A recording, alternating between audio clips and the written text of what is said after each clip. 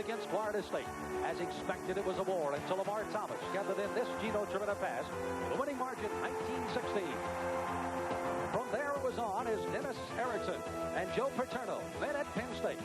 Linebacker Jesse Armstead pressured John Sack into a wild throw. The defensive end Darren Grine gobbled up for the clincher, 17-14, and a return to the #1 spot in college football for the Hurricanes. Today, Pat Sullivan brings his TCU Horned Frogs to Miami, hoping that Leon Clay and Stephen Shipley can get a passing game going. While freshman linebacker Lenoy Jones will guide the revamped TCU defense, geared at slowing down the Miami attack.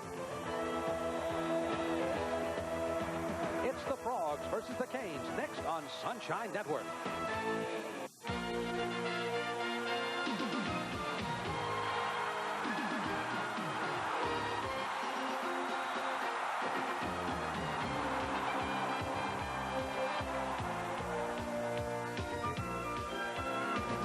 Sunshine Network proudly presents University of Miami Hurricane Football.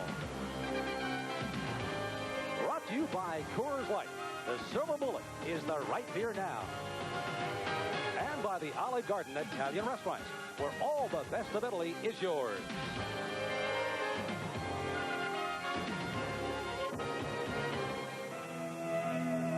With two major victories under their belts, the conquering Heroes return to the Orange Bowl in Miami. Today, the #1 ranked Miami Hurricanes will play host to the TCU Horned Frogs of the Southwest Conference. Hi, everybody. Sam Smith along with Nat Moore, the former receiving great for the Miami Dolphins, as we greet you, the Hurricane and the Horned Frog football today from Miami. When you take a look at Miami, once again climbing to the top of the poll, they've done it defensively, and this is a ball club that continues to get better. Sam, this is a defense that thrives on big plays. In 5 ball games, they've got 14 takeaways.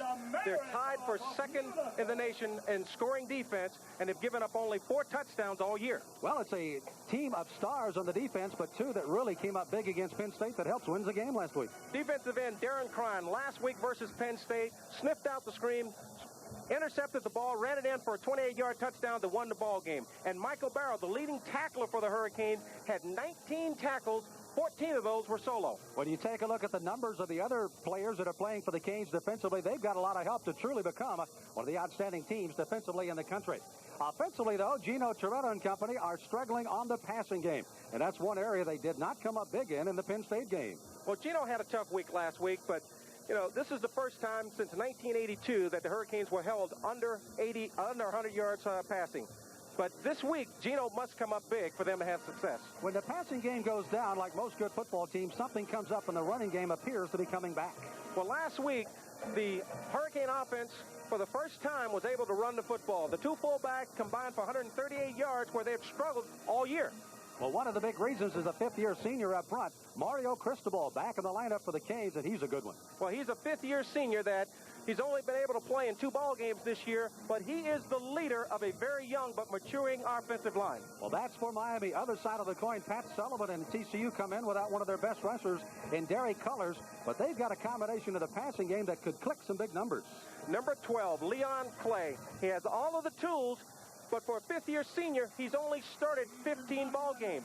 But if he's going to be successful today, he's got a weapon. Number 87, Stephen Shipley, who in the last 2 ball games have caught 12 balls for 158 yards, 2 touchdowns, and he must have a big day also. Pat Sullivan says to execute well and don't make any mistakes and play hard defensively, and this is one of their best ones. He's just a freshman. Well, this is a young guy that's 6'2", 185 pounds, number 18, Lenoy Jones, but he's got a nose for the football. He's very talented. He's the leader in tackles. He's got 6 sacks, and he must be a big factor today. Well, we'll be watching from above the Orange Bowl. How about down inside the Orange Bowl? Let's go to Joe Rose and get his feeling before kickoff. Joe? Thank you, gentlemen, very much. First of all, they're expecting a crowd of roughly 45 to 50,000 people today. The big concern for University of Miami, can't have another big letdown. They've got to have a big game today. They need to get everybody involved in their offense. On the TCU side, what they're looking for, they haven't played in front of a crowd of 50,000 in a long time. They've been getting crowds of roughly 20,000. They're going to use this to boost the team today, get used, and get to their next step. Well, TCU, I know, is thinking about what Arizona almost did here against Miami 3 weeks ago. But Miami's coming off the emotional high. It's the Frogs and the Canes coming up next on Sunshine Network. people than normal. 77,000 here a couple of weeks ago for FSU. But today it's the TCU Horned Frogs against the Miami Hurricanes as we welcome you again back to Miami. As you take a look at the two coaches, Pat Sullivan here in his first year, Dennis Erickson in his fourth year for Miami. Sullivan was very candid. He said, we want to be where Miami is, and that's one of the best in the country. Right, this is an opportunity for Pat Sullivan to bring his team in here and not only play the Hurricanes, but give them a chance to look at what Dennis Erickson has been able to do with this program, because that's where they want to go. That's what they're directed at in the next 4 or 5 years. Sullivan, of course, is the 1971 Heisman Trophy winner. And it'll be TCU's chance to return to football. Anthony Hickman, number 2. And Andre Davis, number 24. Davis to the near side will be getting ready to field this kick. As Miami again won the toss but deferred and will be taking the wind that comes out of the east. There is Dane Pruitt. He is their field goal specialist. Big shoes to fill. Carlos Huerta, the All-American, doing everything here for Miami. But now Dane Pruitt is the man that'll be kicking it off. It'll be interesting to see what TCU can do offensively against that great defense Miami early on as the kick is underway, and we are too at the Orange Bowl in Miami. It'll be Davis at the 1. Gets a blocker at the 15, and then it just nailed off his feet. Coming up to make it is Marley, coming up to make the stop after a 16-yard return. As Rowan Marley decked it, and you get a good look at Clay. Clay again, very few starts, only 15, the senior from Gladewood. And he'll be running with this backfield behind him here for Clay again, chasing the legendary Sammy Ball. Jackson and Oglesby moved over from the fullback, will be in the backfield. Shipley, Oliver, and Nowak are the 5 receivers. We'll check their offensive line as they come out with double receivers to the left and the lone running back behind Clay. Clay back to throw the first pass of the game and throws over the intended receiver's head. That is Kyle McPherson. And Clay's first pass goes incomplete. Offensive line has had some problems with their injuries, in particular middle. Jody Morris, their center. But Black, Breedlove, Milby, and Robbins will be on the front line for TCU. Defensively, Crine, Riley, Caesar, and Patrick Goodwins on the front line for defense. And look at this linebacker core. Smith, Barrow, Armstead, the slowest being 4-6. We'll check the defensive backs on a 2nd down and 10 for TCU. Again, the ball just outside their own 16-yard line.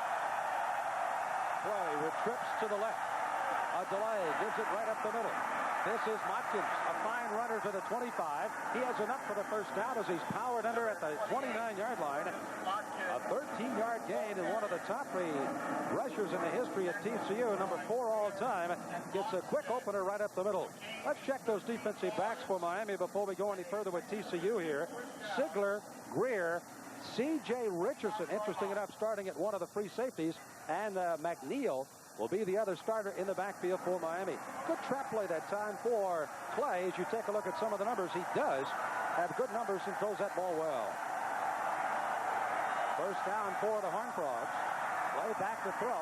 Good protection over the middle. He's got his man for a gain of 4 yards. And coming up with it is going to be Oliver. Jimmy Oliver, who passed up the spring to run in the track, and one of the fastest of the Frogs, listed at 4.4. Well, here we have Oliver. He does a good job of going down 3 or 4 yards. He's trying to come underneath, giving the linebackers a chance to get good drops, and catches the ball. And as you can see, that very active defensive line, Patrick Riley comes off and makes the tackle. A flag down, and there'll be a step off against TCU. Offside. Defense. First down. Thomas Famert, by the way, will be our referee today. It is a split group in the Southwest Conference and the Big East. 4 from the Big East and 3 from the Southwest Conference as you get a good look at that Miami sideline. Emotionally, they have been drained a bit, to say the least, after 2 solid weeks against Florida State and Penn State. Dennis Erickson kind of playing on their minds a little bit, saying, fellas, if we can have a good, solid game, we don't have to worry about what Washington does. We can be solid, number 1 across the board. First down and 5. A step off against Miami, and there is Motkins again. You see a lot of action. Klein was the man at the bottom of the stack there. Greer comes up, as does Armstead. And Riley for Miami. But another gain just shy of a first down. They'll miss it by about 2 yards. 2nd down, and they'll lead 2 here for TCU. What they're doing here, Sam, is they're running that counter tray where they're starting the back one way and then cracking back, kicking out on the defensive end and the linebacker and turning it up. They had success earlier on that play, and they came back and they tried to run it again. Miami stopped up and stopped them for a 3-yard gain. Great effort by David Breedlove, the offensive left guard. Even though he was on all fours, he was still crawling to make a block. Second down, 2 for the Horned Frogs. Clay back to throw. Pressure on. He dumps it off. Incomplete. Mike Nowak, normally a sure-handed receiver, just couldn't hold on to that one for Clay as he was being flushed out of the pocket. Kevin Patrick, number 86, was making the rush. Well, Kevin Patrick is the leading sack guy on the Hurricane football team with 5. And as always, he's in the quarterback's face. He's applying pressure. But you have to give Leon Clay credit here because he does a good job of just lofting the ball, and that's a ball that should have been caught. Nowak has to come down with those type of receptions if they're going to be successful today. Third down and 2. Just a little defense of Nowak. As you see the shadows there, he was looking directly back into the sun and trying to catch that pass from Clay, but again, a catchable ball. Third down play, TCU. Just underway. First quarter. Clay back to throw. Backside pressure. Incomplete pattern in the air. Oliver had his hands on it just as you did. Greer nailed him from behind. Armstead was there as well. And it's a 4th down and punt time for TCU. Here we got the Hurricanes in a blitz. They're coming after him. Armstead getting pressure on. And then Casey Greer comes up and make a good hit just as the ball is arriving. Jonathan Harris will be doing the returns today for Miami. Normally, Kevin Williams is back there, but Harris will be looking into the sun, and kicking the ball will be Kevin Coatsman from Round Rock, Texas. A little inconsistency in his punch, but he booms a beauty out of here. Harris back, retreating back to his 19. Gives room to gain a yard, and that's going to be all. And the first man to get on top of him, number 42, is Sad Jackson. While Gino Torretta, under 100 yards, only 80 against Penn State, will come in to see if this senior from California can get things going. And he'll have these people behind him and flanking out to try to do it. Bennett, the sophomore, at the fullback. Spencer starting at tailback. Thomas, Copeland, and Bell, part of the ruthless posse, will be in the receiving corps. We'll check the down lineman in a moment. 1st and 10 Miami. Ball at their own 21. No score. 12:46 to go. First quarter from the Orange Bowl. Torretta with Bennett behind him. The first goal goes to Bennett. Bennett trying to run over the left side. And we've noticed they've already made a change on the offense for Miami in the fact that number 74, Diego London, is starting on the front line. And you see they'll be making that change with London at the weak side guard along with Etheridge, a converted tight end. Cristobal, Vickers, and Green will round out. Defensive line for TCU. Pryor, West, Brooks, and Bolden. Look for Bolden to be a big one today. And we mentioned Jones leading the linebackers. We'll check those in a moment. Second down, 8 yards to go after a gain of 2 by Bennett. Torretta, good pocket, rolls out of there, throws for Harris, incomplete. Going to the near sideline and plenty of room to run, but just couldn't come up with it. As the coverage was there by Jones, who made the drop. And Jones, one of the 3 linebackers, a freshman. Brad Smith and Moulton, these are 3 of their top tacklers for TCU. The secondary, they have moved Ryan, who has been a free safety, to the corner to join Wesley. That's good ones. Evans and a true freshman by the name of David King be starting at the free safety, and that's going to be a tough day for them. As you look at Jones here, he is the catalyst of that defense, and you know he uses his speed similar to Darren Smith of the Hurricanes. First look at the shotgun here for Torretta, throwing to Harris, got it at the 30. Harris makes the catch, and right on top of him is Brad Smith out of Houston St. Thomas. But another Texan, Jonathan Harris, comes up with a catch, and Harris out of Houston, Fortis Brooks, makes the recovery. And he gets it just shy of a first down by about a half a yard here for Miami, but they will measure. Here's a good look at the shotgun, and a little hairy on the snap, but Gino gets the ball, gets it out, and Harris comes down with the ball, especially after dropping the first one. That's a good job of coming back to the guy, developing his confidence. You'll get a good look at this measurement here. They brought the sticks from across the way. And the indication is good. First down, Miami. So TCU in their first possession failed to get their first down, but Miami, on the strength of a Torretta 8-yard pass going out to Jonathan Harris, and they make the reception and the first down. Ball is at the 31-yard line in Miami territory. The Canes dominant in college football, as you see the numbers on Gino Torretta. And we'll get a little more specific on just exactly where he stands among those. And he's right at the top in most of the divisions for the quarterbacks. Hand off through the middle is Bennett. Traveling tacklers ahead as he crosses the 40 out to the 44-yard line. A gain of 12 by Bennett, and there's that running game that you were talking about. Now, this is something that's been missing from the Hurricane offense. Here they pull the weak side. Here they pull the weak side tackle and guard. And here comes Bennett running through the hole, and he does a good job of cutting back, and then he keeps those legs moving. He's pumping, he's churning, and he comes up with a first down. Good running by Donnell Bennett. Bennett, they call the strongest back, most physical in the backfield, called by Alec Wood, a running back coach for Miami, and he proves he's got 12 yards in him there. The shotgun Torretta throwing near sideline. Great play made by who else? It's Jones, the linebacker, and a nice drop for TCU. Well, now we see he can do it all. He can not only make tackles, rush the passer, but he gets good pass drops and reads the quarterback and just does a good job of getting out, knocking the ball down. Here he does just what he's supposed to do. Get to the area, square up. Now he's watching the quarterback. He reacts to the pass, knocks it down. Good job by Lenoy Jones. Second down and 10. Again, Torretta stays in the shotgun. Terrell Green, a lot of pressure on him as the snapper. As he'll make the snap with his second and 10, 11:08 to go. Clock stopped on the incompleted. It goes on a little draw coming straight up the middle to Bennett. He slants to the right side and will gain 3 yards on the play. But he'll bring up a third down, and they'll need 7 to the Canes, just shy of midfield. Here we see the snap, and this is just basically a draw. You're trying to fool the defense. You got them rushing, trying to get to the quarterback, and you hand it off to Bennett, going off tackle. Good execution by the Hurricane offense. By the way, when you take a look at that offensive line, watch for number 72. That's Mario Cristobal as you get a good look at Gino on this third down play. Mario, because of the knee, even though it's a passing protect situation here, but even on most of the others, he can't go down on a three-point. Intercepted on a deep drop. Intercept by Evans to midfield, to the 45, to the 40, 35, and rolled out of bounds by Torretta at the 31-yard line. And Gino Torretta has just come up with his 4th interception of the year as he knocks him out of bounds, and Evans makes the interception for TCU and runs it all the way back. And this fine junior out of Dangerfield, Texas, makes a key play early for TCU. There is a flag down. It's back near the line of scrimmage. Mario Cristobal being explained. There you see a personal foul against Miami. And that is going to come after the run back, so it'll be a step off from this point for TCU.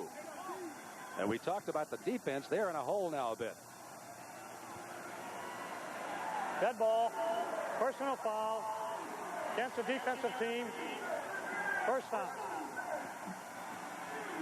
So on the run back after interception against Toretto. Here you have Gino trying to go down the middle. And here Evans does just a good job of sitting in the zone, reading the quarterback and breaking on the ball. I think that ball was a little bit underthrown, but you see Gino as a quarterback shows his toughness, comes over, makes the tackle to save the touchdown. Dennis Erickson again in his 4th year trying to pick up his 39th victory and only 2 losses here at Miami. And on the bench taking a well-deserved rest again is Evans, who just comes up with a big intercept. And now tack on the penalty, and the ball's at the 16-yard line. TCU threatening to score early. The crowd small, trying to get the Canes defense rallied here. Into the ball game is Matt Nockey. He's just a freshman and throws complete to the outside, and that's Oliver making the reception. Matt Nockey out of McKinney, a true freshman.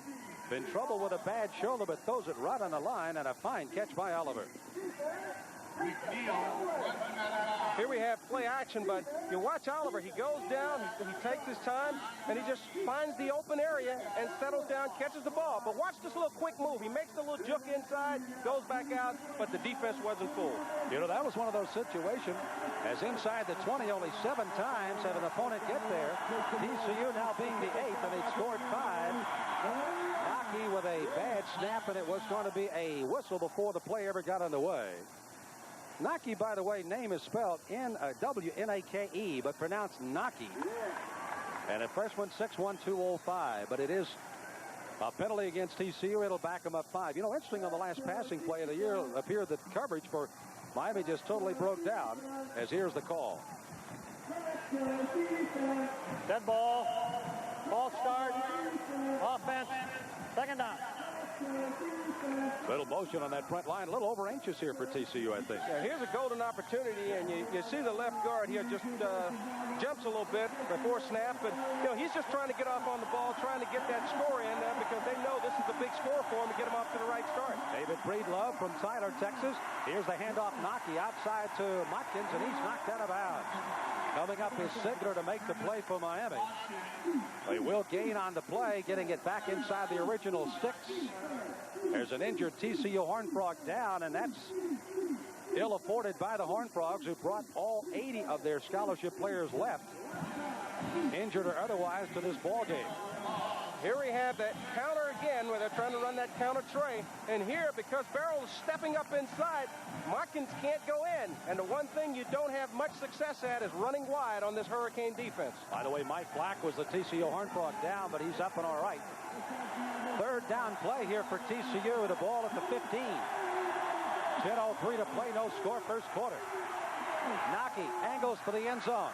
High in the air, intercepted by McNeil, but he falls out of the backside of the end zone. Ryan McNeil, who led this club in intercepts last year, makes a defensive play, but falls out of the back of the end zone, intended for McPherson. But Sam, even though he didn't come down with the interception here, this was just a great job by Ryan McNeil of playing his guy outside and then falling off and coming up with the catch, and he just wasn't able to get his feet down in the end zone. Great job by Ryan McNeil. Jeff Wilkerson will be trying for the field goal. He's 5 for 5 inside the 30. Low snap, but he gets it up and it's blocked. It's picked up by McNeil to the 25 to 30. And it's finally going to be knocked out of bounds. I think they'll rule it around the 38-yard line. But a block in the center of the line, and will try to pick it up. But McNeil picks up the fumble and heads the other way, and a big break goes against Pat Sullivan and TCU, but a big one for Miami. No score here at the Orange Bowl. 9:46 to go in the first quarter. No score, 0-0. As we greet you back at the Orange Bowl in Miami. TCU threatened, but as we go by, has blocked the field goal here. Was blocked by Michael Barrow. Right, Michael Barrow just comes through a hole here. They just don't do a good job of getting him blocked. He blocks it, and then you see Ryan McNeil, opportunistic, picks up the ball and returns it 17 yards to give the Hurricanes good field position. Let's go downstairs to Joe Rose quickly. Joe? Talking to Coach Erickson, he said in the last couple weeks they've been working on the shotgun and decided they couldn't wait any longer. He needs more time to pass, so look for a lot of shotgun today with Toretta throwing the ball. Shotgun's got to be a little bit scary, and in fact they worked on it in the spring, kind of scrapped it as you have an opportunity to look at it for the first time for real here this year. But again, the first snap that almost went over the head of Toretta, but outside of that, Green's done a good job with it. Well, the shotgun is a great weapon as long as you have the proper snap from the center, because if the quarterback loses vision while trying to go down and pick it up or going up, you're back to where you started. He might as well have taken the snap from the center up underneath. But if you can get the snap executed, it's a great weapon for an offense. Here's the handoff on a 1st and 10 for Miami as Donnell Bennett, and an outstanding fullback out of Fort Lauderdale, Cardinal Gibbons, 227 pounds. We told you what Alec Wood thought of him being one of the strongest people in the backfield. Carries tacklers along, gains himself 4 yards. 2nd down and 6 for Miami at their own 42. I'll tell you, though, you got to give Mario Cristobal a lot of credit, because every run has been right over Mario. And here you see him just driving people out, and the backs are looking for holes, just keeping their feet moving. Toretta with that 2nd down play. 9:09 to go first quarter. No score here today at the Orange Bowl. Toretta, deep drop. Rolling, throwing, complete. Tillison makes the catch at the 38-yard line.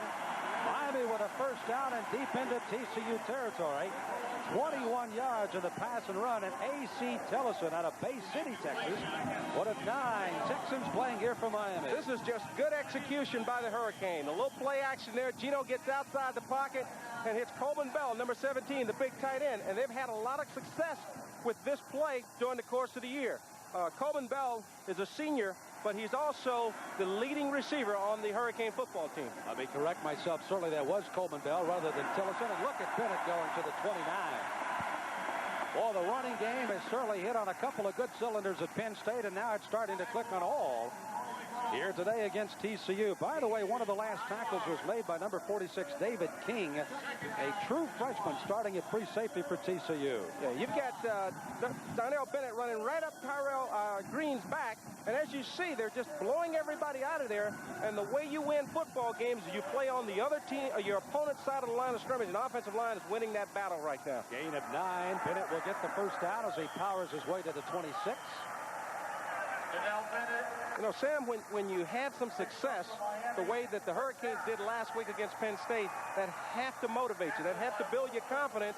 And as you can see today, the Hurricanes really feel that they can run the football now, and they're going after it. You saw number 72, Cristobal. You also saw Coleman Bell, who, by the way, after he gets a hold of this tape, is really going to give me the U-Haul. But again, Toretta, 2 out of 4 so far, 28 yards, but he does have the intercept made by Evans by TCU. He's got a 1st and 10 now at the 26 in TCU territory. Going to the out pass, he's got the man he's looking for in Horace Copeland. Copeland catches it right at the 20. And is down there very quickly in the outside by Tony Rand, who was moved from free safety to the outside corner. Good look at Tony there from Aldine, Texas, a senior, 5'11". Well, the Hurricanes caught him in a blitz here, and you see Horace Copeland just going down during a turn-in. And there, because they were playing such tight coverage with Rand, you see Toretta do a good job of throwing the ball outside rather than inside where it could be picked. Trips to the left side as Toretta with a 2nd down and 5. They will not throw. Give it back to Bennett. He dives the middle. Inside middle, Weston Brooks along with Smith, the linebacker, make the stop for TCU's Horned Frogs. The Horned Frogs at 1-3-1. Again, as Pat Sullivan told us before practice and afterwards yesterday, they're just trying to find kids that want to play the game hard. And he said winning will take care of itself at TCU. Miami 20 times inside the 20 so far.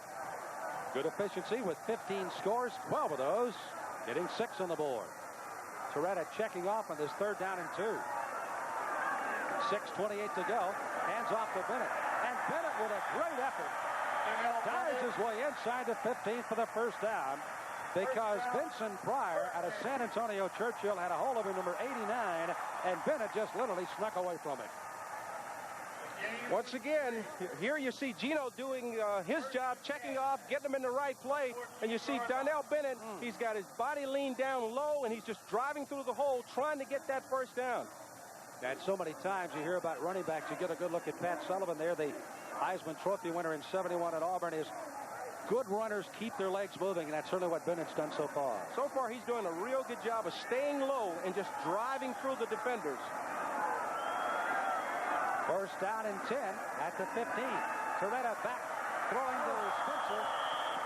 And I tell you what, Darrell almost made one of the most beautiful catches you'll see for Miami, but not quite, as the senior out of Merritt Island, Florida, just missed it at about the 5-yard line.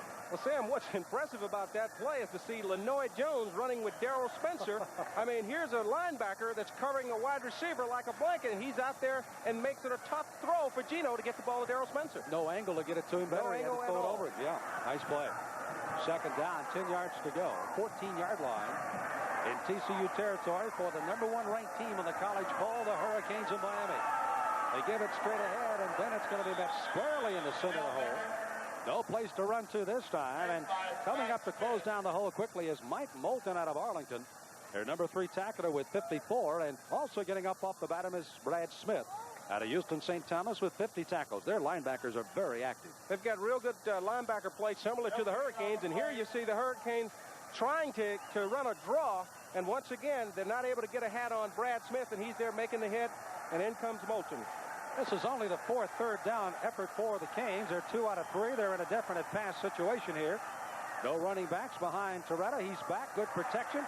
Time to throw. End zone he's going. It's to Spencer over his head, incomplete.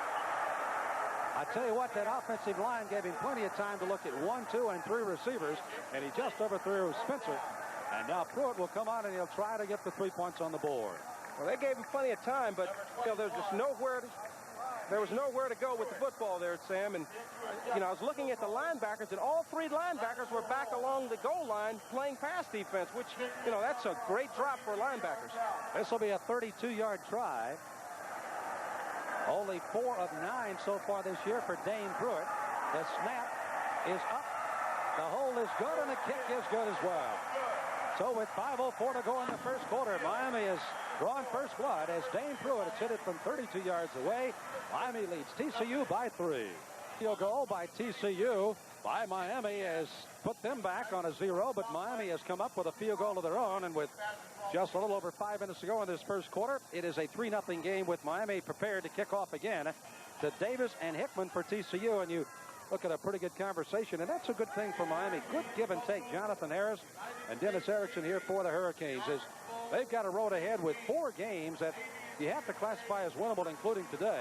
They'll play at Virginia Tech next week in Blacksburg, back with West Virginia Tech, West Virginia, and then Temple, and then look at Syracuse, San Diego State on the road. That's a tough way to finish the season. Well, everyone talks about Syracuse and San Diego State, but West Virginia is playing good football as well. We'll find out how well they are playing as they, of course, are battling the Orangemen of Syracuse today. Again, Davis and Hickman. Davis number 24, Hickman number 2, and they wait as Dane Pruitt gets ready to kick it off here. Dane, by the way, now 50% of his field goal tries, 5 of 10. He is now a total of 4 out of 6 inside the 30-yard line. Outside of that, he has to struggle a little bit.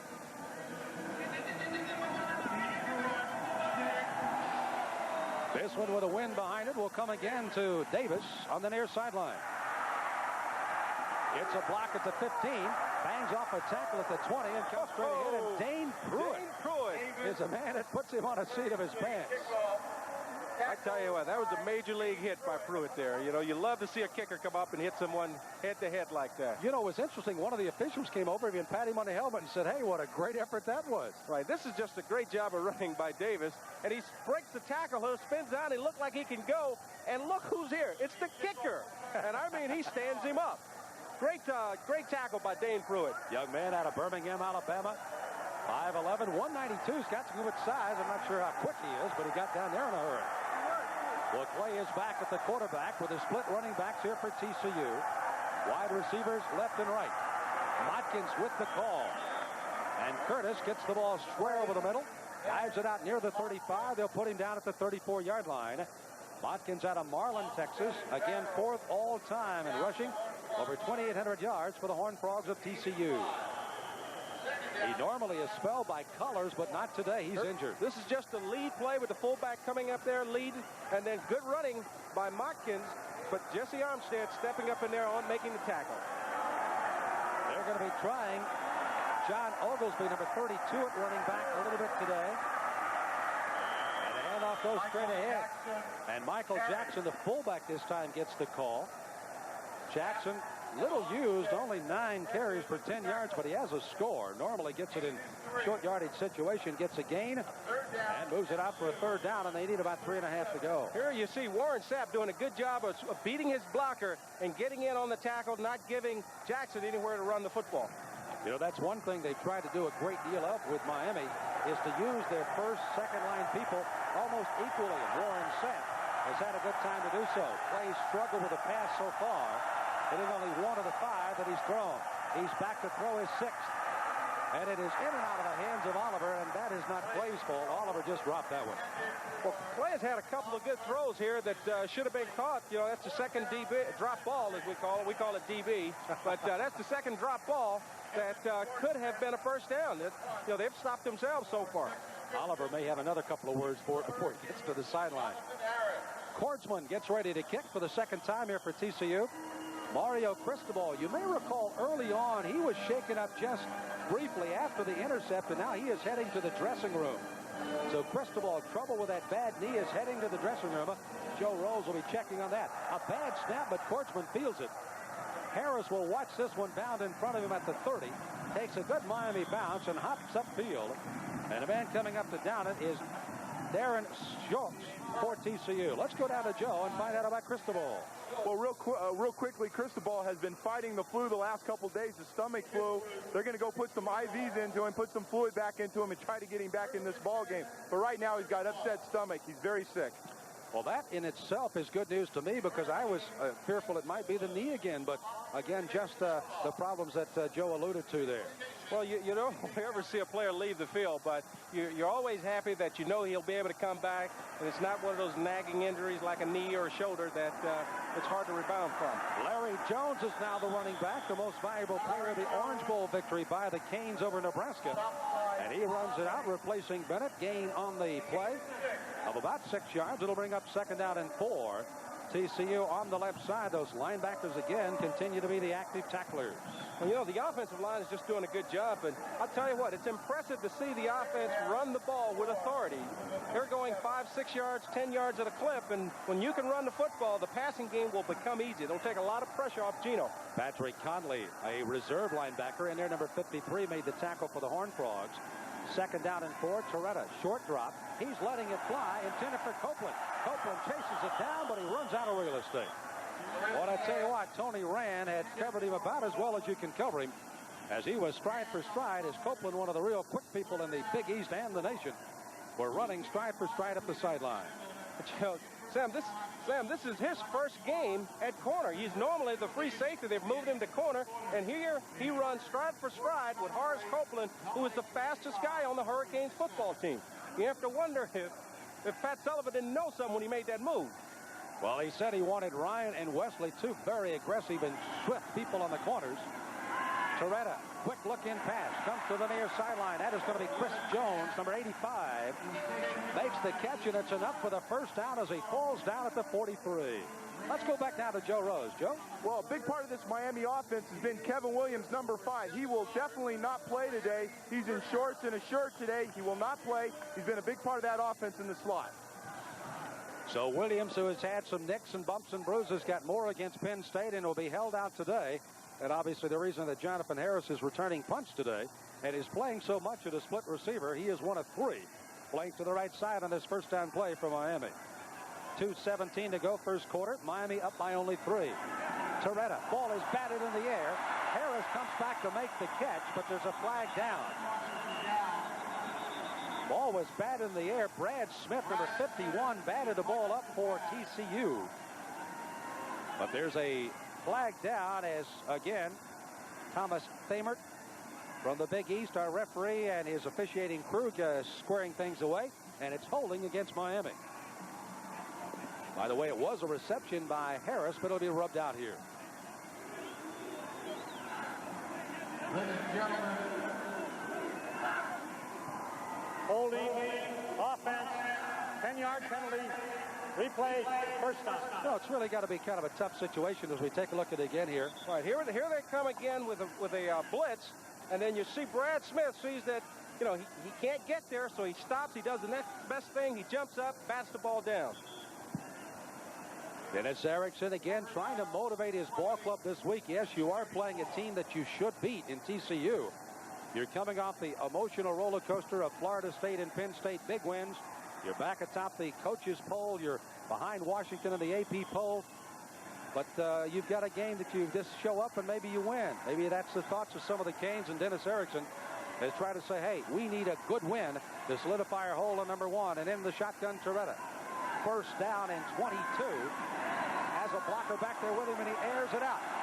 It's down intended for Thomas. Thomas has it at the 20. He's in for the touchdown. Great throw and catch by Gino Torretta and Lamar Thomas.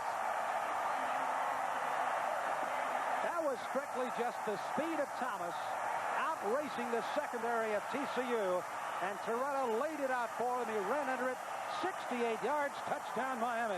Here you see Thomas just driving down the field. A little post move where he splits the safety in the corner, and Gino just hangs it up high and let Lamar run under it. And here is just a good job of keeping his balance until he gets to the end zone.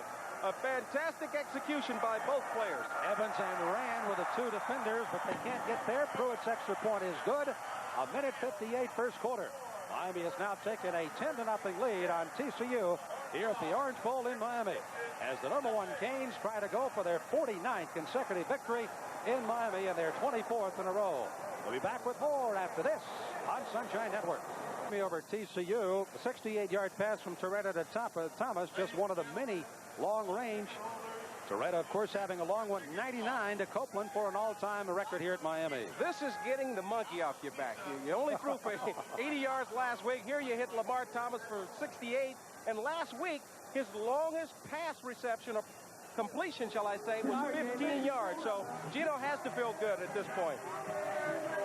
So you see a happy Lamar Thomas, and you know, they seem to have worked out the kinks over the week. Well, Gino Torretta, boy, you talk about jumping up quick, moves into first place on UM's all-time total offense. 6,077. He's already #1 in pass attempts for Miami, and we're talking about obviously quarterback you here at Miami. So Torretta among the best. By the way, that was indeed the longest pass play of the year for the Canes of 68 yards. This time it'll be Davis and Hickman again at 3rd on 5, and Pruitt will again kick with a wind slightly at his back here for Miami. Up by the score of 10-0. They're kicking to Davis again. 3rd time he'll have a chance to do something with it. He goes to the 20, falls across the 20 out to about the 23-yard line after a 16-yard gain. And C.J. Richardson, number 19, makes the stop for the Canes as Clay, only 1 of 6 for 9 yards in passing, will run this series for the Horned Frogs. Well, Pat Sullivan talked about alternating the 2 quarterbacks, and so far they've done that. But Clay's inability is not all his fault. He's had a couple drop balls that could have sustained drives, and you know, they've got to come down with the catch. They've got to help him out. He can't do it by himself against a great defense like the Hurricanes. Watkins is the lone running back for TCU. 1:52 to go into the win for the Horned Frogs. Watkins gets the call. He is dropped. Not much of a gain right over the middle, and that swarming defense for the Canes comes up and make the stop. And number 94 is Dwayne Johnson out of Bethlehem, Pennsylvania. Just a sophomore getting some playtime today. He makes the stop for Miami. Well, the Canes strike early. 4 plays, 68 yards, only 1:29, and again a 68-yarder. Torretta to Thomas for the lone touchdown. Pruitt with a 32-yard field goal, and that's the scoring of the afternoon so far. Richardson and Greer are the deep safeties. Clay is back to throw. Being chased by Sapp, who throws near sideline, and McPherson literally can't hold it. And they definitely are putting something slippery on the TCU football. They cannot hang on to it. Well, I think you got a bunch of young men that are trying to make great plays. They're trying to make more out of a play than what's there. And sometimes you want to run before you can catch the football, and you have a tendency of dropping the ball. Here, you see McPherson. He's got the ball, and he takes his eye off it. He's trying to find an area to run, trying to find some room, locate the defender, and he drops the football. TCU has failed to convert on their 3 third down plays. Some of the young ladies performing at halftime with the band of the hour at the University of Miami. Clay is back to throw on a 3rd down play. Sapp has a hold of him, but can't control him, and Clay dives his way to the 26-yard line, but it'll bring up a punt time for Quartersman again for TCU. Sapp was the one that almost got him deep. Michael Barrow along with Johnson make the stop. Right, here you see them just break it down the pocket, and this second-year freshman, Warren Sapp, just stays after him. He flushes him out and won't allow him to set up and throw the football. Jonathan Harris will be back on his own 40-yard line, looking into the sun. As again, Kevin Kortzman will be kicking here for TCU. Low snap again. He gets another pretty good kick out of that into the wind. Harris will get a return. Now he gives ground to gain ground. Barely fights back to where he originally caught the ball, and there's a flag down across the way. He loses 1 yard on that 39-yard punt by Kortzman. So as Harris, again looking into the sun, tried to give some ground to gain ground, did not get it, and the officials will discuss the play. Don't forget that the Canes will be heading to Blacksburg, Virginia next week against Virginia Tech. Back here 2 weeks from today against West Virginia at the Orange Bowl. And it is going to be a block in the back by Miami, so they've had a couple of pretty sizable penalties here early on after almost penalty-free day at Penn State the other day. Well, I think it's frustration. The punt return. Illegal bot in the back by the receiving team. First down. The punt return has really been a big weapon for the Hurricanes throughout the years. And so far this year, they've had their problems. They haven't been able to get Kevin Williams healthy. Jonathan Harris has not been able to break a long one. So, everybody's trying to do a little bit more. And sometimes you know you shouldn't throw that block, but you hope you get away with it, so you throw it anyway. Tight end Coleman Bell comes to the left side. Otherwise, they split Thomas to the wide left. They have Harris in the slot to the right, make that Spencer slot right, and they're looking that way. Torretta pumps. He throws it as he's nailed from behind, and coming up on the defensive play for the Horned Frogs and trying to catch him from behind is Chris Palan. He's only a freshman high schooler out of Grapevine, Texas. 6'4", 210, just nailed Torretta. Well, this is a saving tackle here, or should I say a hit, because Gino had Copeland wide open going down the sideline on a stop and go. There's a good look at the young freshman out of Grapevine. Well, big play, 6'4", 210, nailed him. So as the pass goes incomplete, it's 2nd down and 10, only 8 seconds to go in this opening period. Miami leading it by the score of 10-0. In the shotgun again is Torretta. Time to look and throw. He does to Harris. Harris has it for a first down. He gains 12 on the play. Clock does not roll at all. It still stays at 8. And I'm sure the officials will correct that as it's a first down for Miami. Boy, Torretta throwing that one right on a string. Well, here's more the typical Miami offense, the passing game where you get Harris open out here. And watch this little move here. You get to pick up a couple extra yards. The game clock. 3 seconds. So again, only 5 seconds run off the clock. It's down to 3 seconds as it started at 8. You see that wind down there. And as the Heat here at the Orange Bowl in Miami, Armstead, McNeil, and Greer, 3 top defenders, take their opportunity to get some rest while Gino Torretta on offense wants to stay out there as long as they can. And as the clock winds down, that's the end of 1 here at the Orange Bowl in Miami. So the Canes throw back the Horned Frogs early and score 10 of their own. It's Miami 10, TCU nothing here on Sunshine Network.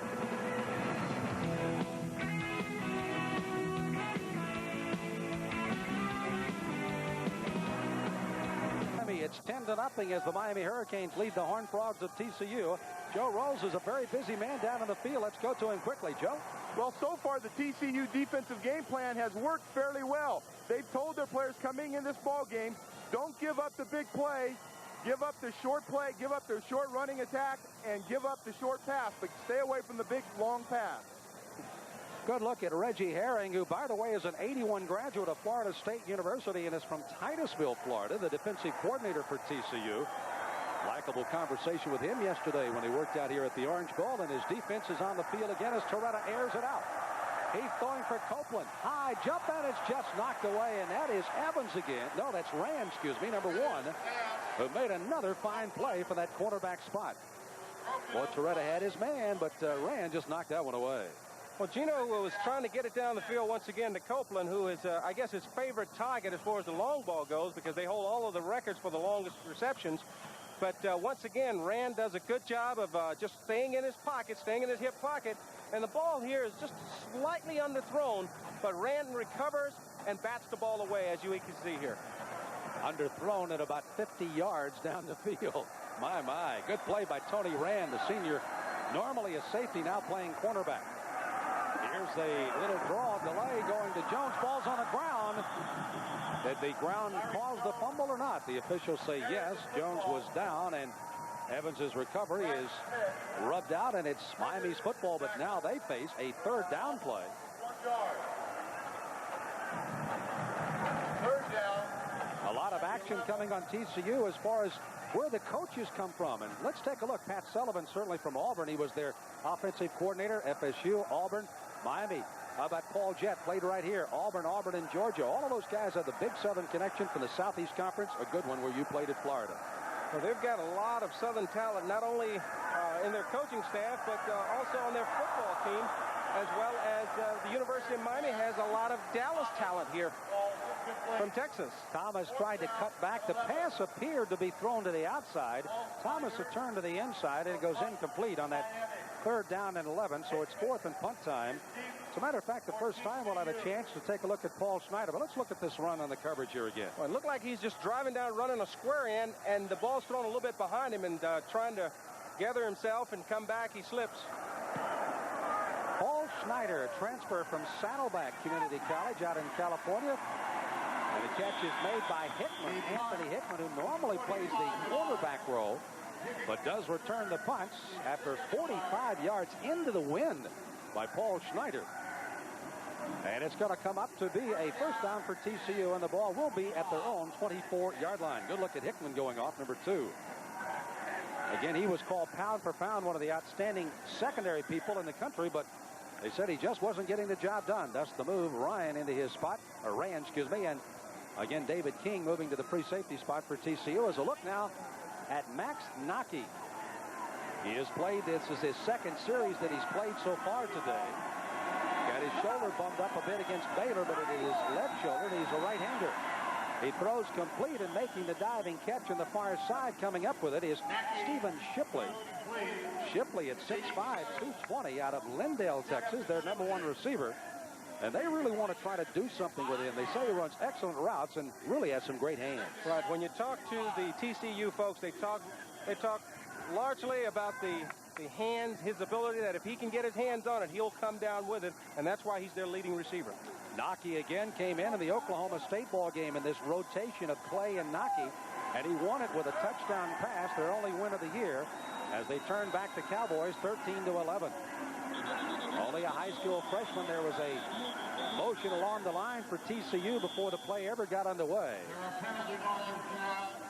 And a nullified play here. Again, the referee indicating it is a motion penalty going up, and the procedure against TCU. They'll march it back 5 yards. Are set up by still a 2nd down play. Dead ball. Ball start. Offense. 2nd down. So the false start on TCU backs it up. By the way, Miami. Some of the action on the right side. Oh, yeah. Here you see the right tackle just, gets off a little quick. Like I say, they're a little anxious, and they're trying to make big plays, and they know they're playing against a very talented defense, so sometimes you make mistakes. But you can't make them in big ball games and expect to win. 2nd down, 10 yards to go. Watkins is in the open field. Got it to the 36-yard line, and finally able to come up and make the stop. For the Miami Hurricanes, it's going to be Malcolm Pearson, number 38 out of Fort Lauderdale. But, oh, what a burst of speed that was by Watkins. Curtis running really well right up the middle. Well, this is the way you make up for a mistake. You just open a hole that a truck can go through, and if you see Watkins come through there, he's shaking and baking, and he picks up the 1st down. He had 80 yards versus New Mexico early this year. 139, 80 yards on one run, 135 for the night. That was an opening night out in Albuquerque for TCU. Naki back to throw, the freshman over the middle. This one is complete and then fumbled away. Was it a reception? No. The officials say no. The intended receiver was Michael Jackson coming out of the backfield, but he couldn't hang on to it, and the ball falls loose. Sam, I don't think he really ever had possession of the football. He was juggling it here. And here you see Naki. He does a good job of putting the ball on the money. And as you can see, he really never has possession. Whoa, I don't know. I don't know. That was close. It's very close, but it looked like he never really had control of the ball. Well, he got a pretty good shot from Pearson nonetheless as he came up along with Richardson. Gave him the shot right after making the catch. It's a 2nd down and 10 to go for TCU. Ball still at their own 37. A flag is down again. Referee's waving this one off. Naki had no place to throw. Will just run with the ball, but they'll have some more false starts here for TCU, it appears. 12-18 left to go before halftime.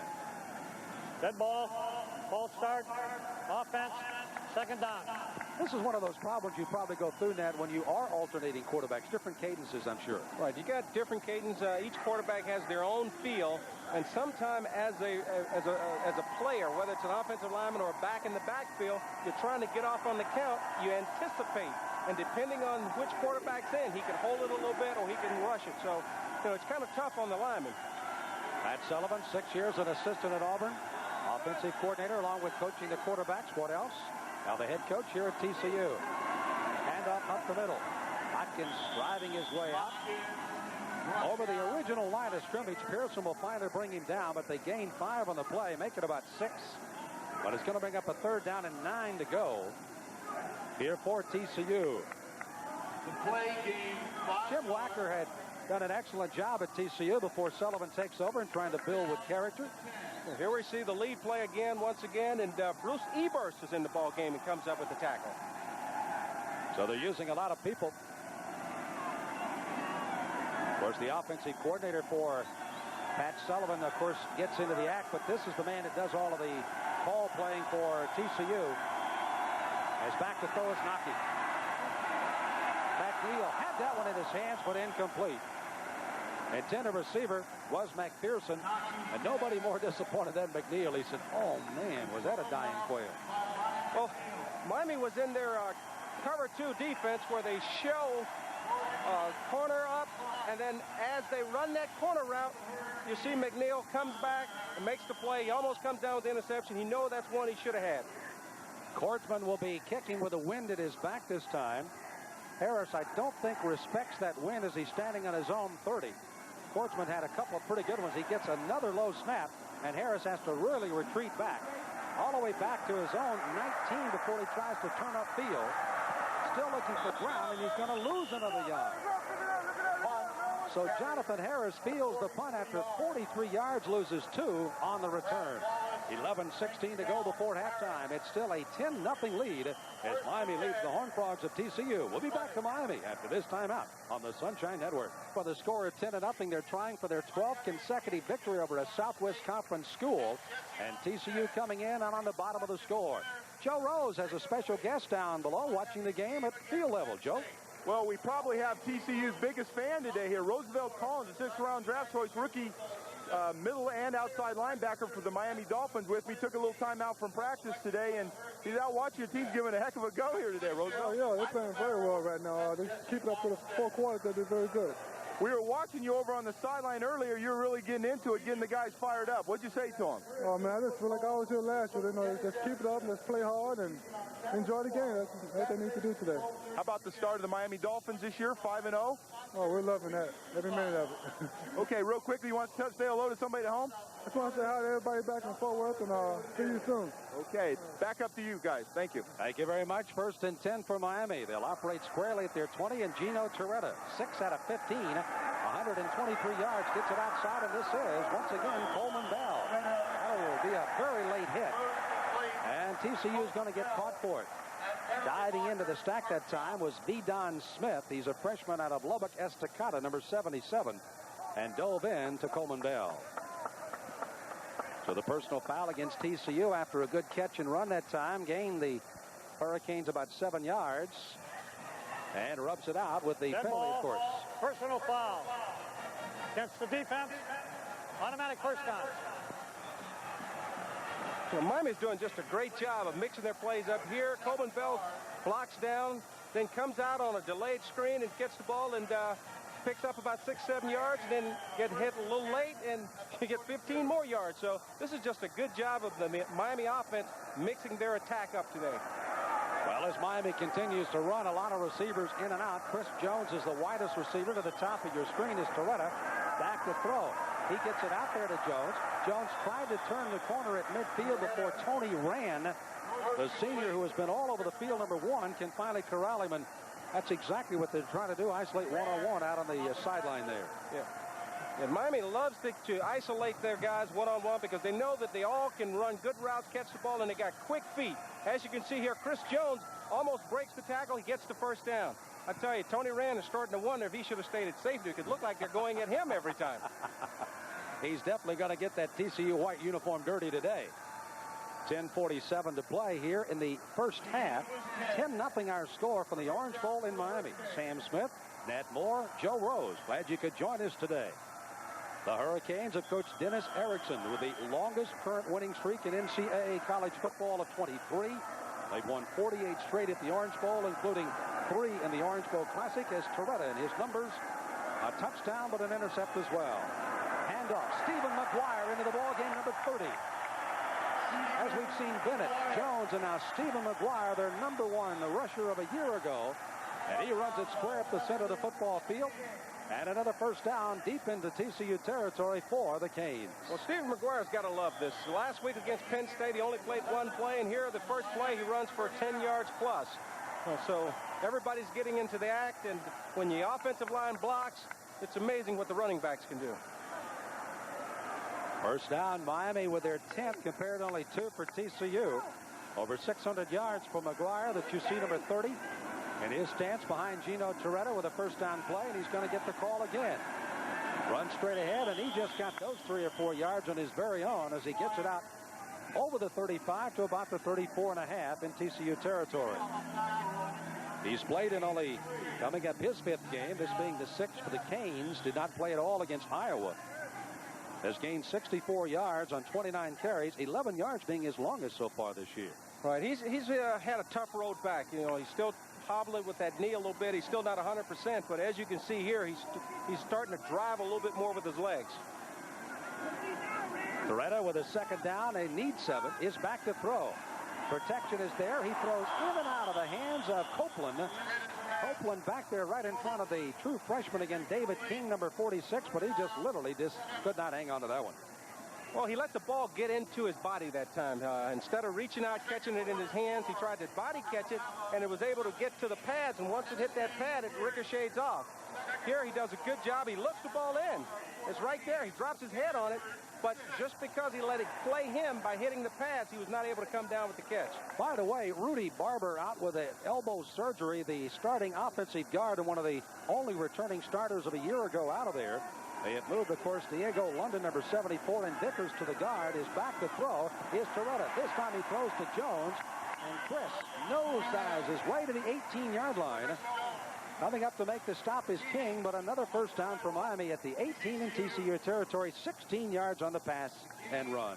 Well, one thing I like about this Hurricane offense, Sam, is that if they try a play and it's there, and they don't come down with it, they come right back to it. This is the same play that they just tried to hit Horace Copeland on. They come right back to Chris Jones for the first down. Let me finish up on our offensive line. Number 77, Zev Lemelski, who's a sophomore from Miami Beach, who had started early in the year, has now replaced Cristobal again. And again, at the strong side safety, he again is number 77. Toretta checking off at the line of scrimmage. And there'll be a flag, and he may not have got that one off as he throws it complete to Jones for a touchdown, but that'll be wiped out. Ouch. Now that hurts. You know, you read the blitz, you get to the proper play, and you just don't get the ball snapped in time. And nope. You know, that hurts. There you see that ugly old clock that just ran out on him. Delay against the offense. Well, we'll see if what is called, if the first it succeeds, let's try it again. Let's see if they come back with that same play. Jones, of course, caught it for the TD that was rubbed out.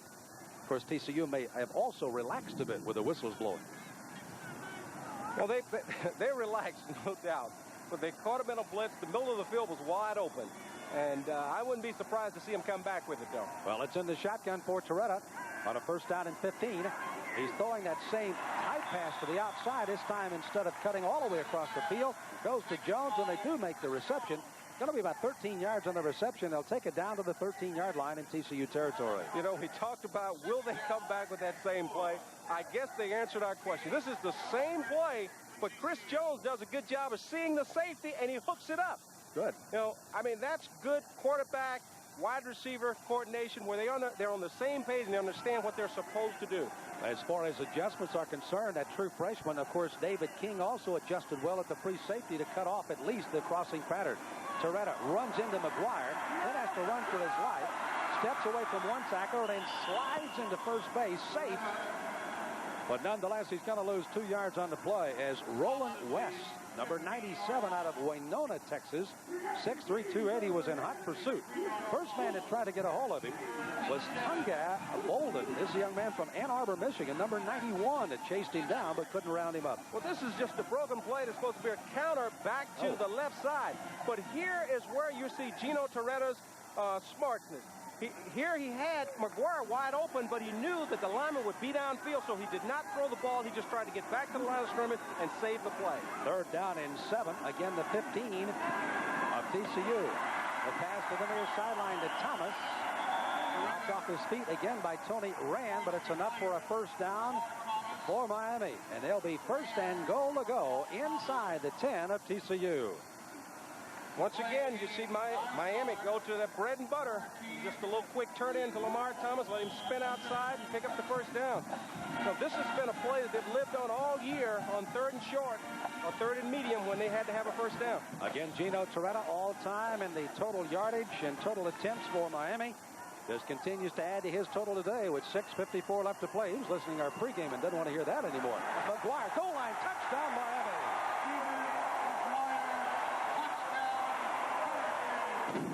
Good blocking up front. Offensive line coming off, opening up a big hole, and McGuire just lowering his shoulder and going in for the score. So the running game that came together again at Penn State last week continues to shine against the young frogs of TCU today. And Stephen McGuire starting every day to show you the old form of last year scores for the Canes. Dane Pruitt with a 16-0 lead will try to add the extra point. Snyder with a hole. The kick is up, and the kick is good. So at the Orange Bowl in Miami, the Miami Hurricanes, #1 in the country, on top of TCU by the score of 17-0. We'll return with more second quarter action after this timeout. Free Bill in certainly downtown Miami, a picturesque city here in the South Florida area. And the Miami Hurricanes, truly the pride of South Florida right now. I guess the Dolphins are trying to regain some of that with their perfect 5-0 record. And here at the Orange Bowl, let's take a look at McGuire right into your living room. Well, here's a good job of Tyrell Green just muscling up with Brad Smith and blowing him out of there, and there's just a big hole, and Evans can't get there to stop him. You see the scoring drive, 10 plays, 80 yards, 6 yards by McGuire to finish it off. And 4:28 it took him to run that, and that's kind of getting some stability to your offense again. No matter who you're playing with, once again, Gino Torretta throwing the ball well, and the running game also complementing that. Right, they're adding some continuity to their offense, and this really helps the defense out. I was talking with Tommy Tcu, who is the linebacker coach, and he was saying that all year they were spending too much time on the field, and that's why they weren't #1 in stats. But when the offense controls the football the way the Hurricanes are doing today, that's going to help that stat. Hickman is on the near side, #2. Davis, #24, on the far side, as Dane Pruitt calls his team to attention for the kickoff into the wind. This one will hang up. Davis will field it at the 7. To the 20 and 25. Ball looked like it might have got loose just for a moment, but Davis reels it back in. A 21-yard return, as Naki, who had played the last series, is replaced again by Leon Clay. Interesting enough, with 33 touchdowns as a Horned Frog, he is only 12 shy of breaking the immortal Sammy Ball's record of 44 at TCU. Now that is amazing for a guy that's only had 15 starts coming into this ball game. But once again, that proves what kind of athlete he is. And if he can get these guys to hold on to the football, they might be able to make a game of it. He's had a tough afternoon today against the Canes defense. Only 1 for 7 as Watkins has had a great day, though. He rambles his way through. He does not have the same size as Marshall Faulk, but he has that same kind of quickness and low attack. He really runs very, very well. Well, he of course, running very well here. Right. Well, he's got good quickness, and he's got real good feet. He keeps his feet low to the ground so he can move left or right on a moment's notice, and that's why he's a good runner. He came into this ball game averaging 5.2 yards per carry. Well, he's beating the heck out of that today with a second down and about 2.5 yards to go. Gain of 8 on the last play. They'll give it to him again. He's met at the line of scrimmage and gains only a yard more as the entire center of that defensive line collapses in around him. You see some other new numbers getting in the fray here now for Miami. That's Marley, #2, Short, #50. Also on the front line, they're trying to add some more stability as well and getting some other players in. Eberst, you made a mention, is also playing at linebacker. Well, Miami came into this ball game with a lot of guys all banged up, and here we see Rohan Marley coming up making the tackle. But they're trying to get some guys healthy and get some younger guys a lot of experience today. So we should see a lot of new numbers play today. You'll also see #94, Dwayne Johnson, a defensive end. Watkins on a 3rd down play will carry to the line of scrimmage, and good penetration by his offensive line on the right side as Milby and Robbins carried him through, and they have a first down. At least the officials indicate it is. As we go back and look at the instant replay here, you see the offensive line. Once again, they're coming off the ball. Johnson comes around and almost makes the tackle to keep him from getting the first down, but they've got so much drive coming off the ball, they're able to push that Hurricane defensive line back to get the first down. By the way, Jason Kelly, number 72, you saw him in there for TCU. He's playing on that front line for the Frogs. They do have a first down at their own 38-yard line. They trail 17-0, though. As a handoff, Motkins deep in the backfield. Trying to get away from the defense, and he won't get away. And again, coming up to make the stop is Ebers coming up to make the stop. You know, Bruce had been one of those players that had been one of those backups to Darren Smith or to Burrows or also to Armstead, but he's been gone to the third team, but he's playing well today. He's playing real well today, and here we see Motkins start out right, and he tries to cut back. He's coming back against the grain, and the one thing he'll learn with this Hurricane defense, they all can run. Good look at Bruce Ebers again from Miami, Florida. Fine linebacker as he's in there on his 2nd and 9. Play back to throw. He's throwing, and there are going to be the hands we talked to you about. The diving catch by Nowak, number 82 from Duncanville, 6'4", 245, and a senior.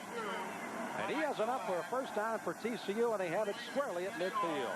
Now here's what Clay is looking for. Some guys to help him out. Here we see Nowak, the tight end, lay out, come down with the catch. Great catch. Well, they've been averaging 23 yards per catch. So he is a guy that, even though he got 10 there, he's well under his average, but a big catch the Horned Frogs needed with 3:58 to go before halftime. Handoff deep in the backfield. Oglesby gets out of a Houdini's trap and fights his way into Miami territory at the 45. Well, I tell you what, a lot of arm tackling going on by those second unit guys for Miami right now. And Warren Sapp is going to be coming in, and Lopez will come out for Miami as a 2nd and 5 here for the Frogs. Well, here you see Oglesby. He's in the grass, but he keeps his feet moving. He cuts back. You see a lot of missed tackles here, and he almost comes out of this thing running. Glenn Stone, the SID for TCU, said it would be very interesting to find out how well Oglesby ran at tailback. With colors out, expected to come back for Rice next week. It would be a nice addition there. Here's a dump-off pass, and there again is Nowak, but he's going to catch that one for a loss. They will lose a yard on the play, so it's going to bring up a 3rd down, and they'll need about 6.5 here. Well, here, once again, you see Nowak just making an acrobatic catch. But what has to happen is Clay's got to give these guys, hit them on the numbers, give them a chance to come out of there running so they can make some big plays for him. Coming back in the ball game is going to be Motkins, number 28. He'll be one of the running backs as they'll split he and Oglesby together behind Clay. 3rd down play, TCU. 46-yard line against the Hurricanes. Play in the drop. Good time. Throws it over the middle. A catch, but not enough for the first down as Marley makes the hit on Motkins coming out of the backfield, and they will be, it appears, about a yard shy. The completion is 5 yards. Play looking to the sideline if they want to try to go on this 4th and 1. Well, here we see a replay where Bruce Ebers is right there. He tries to make the hit to deflect the ball, but Marley comes up and holds him a yard short for the 4th down. Well, the crowd behind the defense is Pat Sullivan has dialed in a 4th and 1 at the 41-yard line in Miami territory. Back to throw his play. He dumps it off to Nowak. He's got it to the 30, to the 25, and knocked out of bounds. And Miami expecting Motkins to run the ball in the center of the football field, and they crossed him up with a little dump off to the tight end. Nice play by TCU. Well, you have to believe that the Horned Frogs looked at the film from last week versus Penn State. On 4th and 1, you do not run the football. Here they run a little play action. Good job of dumping it off to Nowak. Here he catches it on the move, and he picks up extra yardage for the first down. Pearson finally making the stop, but it's a 1st and 10 for TCU. Plenty of time with a minute 44 at the 25-yard line. Lone running back is Motkins. Clay, who's had some success in this drive, has it knocked away. And making the play is Lopez. Kenny from Key West, Florida, number 71. 6'3", 275, and a junior in his 4th year. Makes a big play there as Clay was trying to dump it off again. Well, here you see they really have got a tight end screen here, and they've got it all set up. And Kenny Lopez does a great job of saving it because Nowak was wide open out there with 2 blockers in front with plenty of room to run. We may have to check his vertical jump here. The caulk got up there pretty good. Defensive tackle at 275. Lopez will dig in here now with a 2nd and 10 for TCU. At the Canes 25, a minute 39, and the clock will roll on this snap. Motkins caught from behind, gets away from one tackler. Will not survive that of Dwayne Johnson, number 94, and will go down in a heap again right at the line of scrimmage. By the way, Darren Crine, number 91, is also back in there for Miami.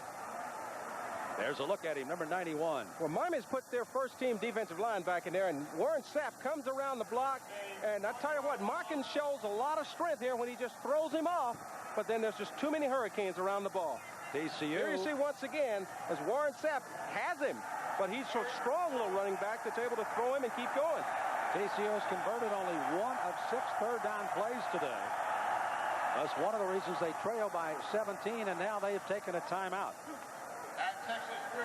So Texas Christian use up a timeout here in Miami at the Orange Bowl, as Pat Sullivan wants to visit with Leon Clay, his quarterback, and we'll be right back after this from Coors Light. The Silver Bullet, it's the right beer now. It's a refreshing taste from a cold, cold place.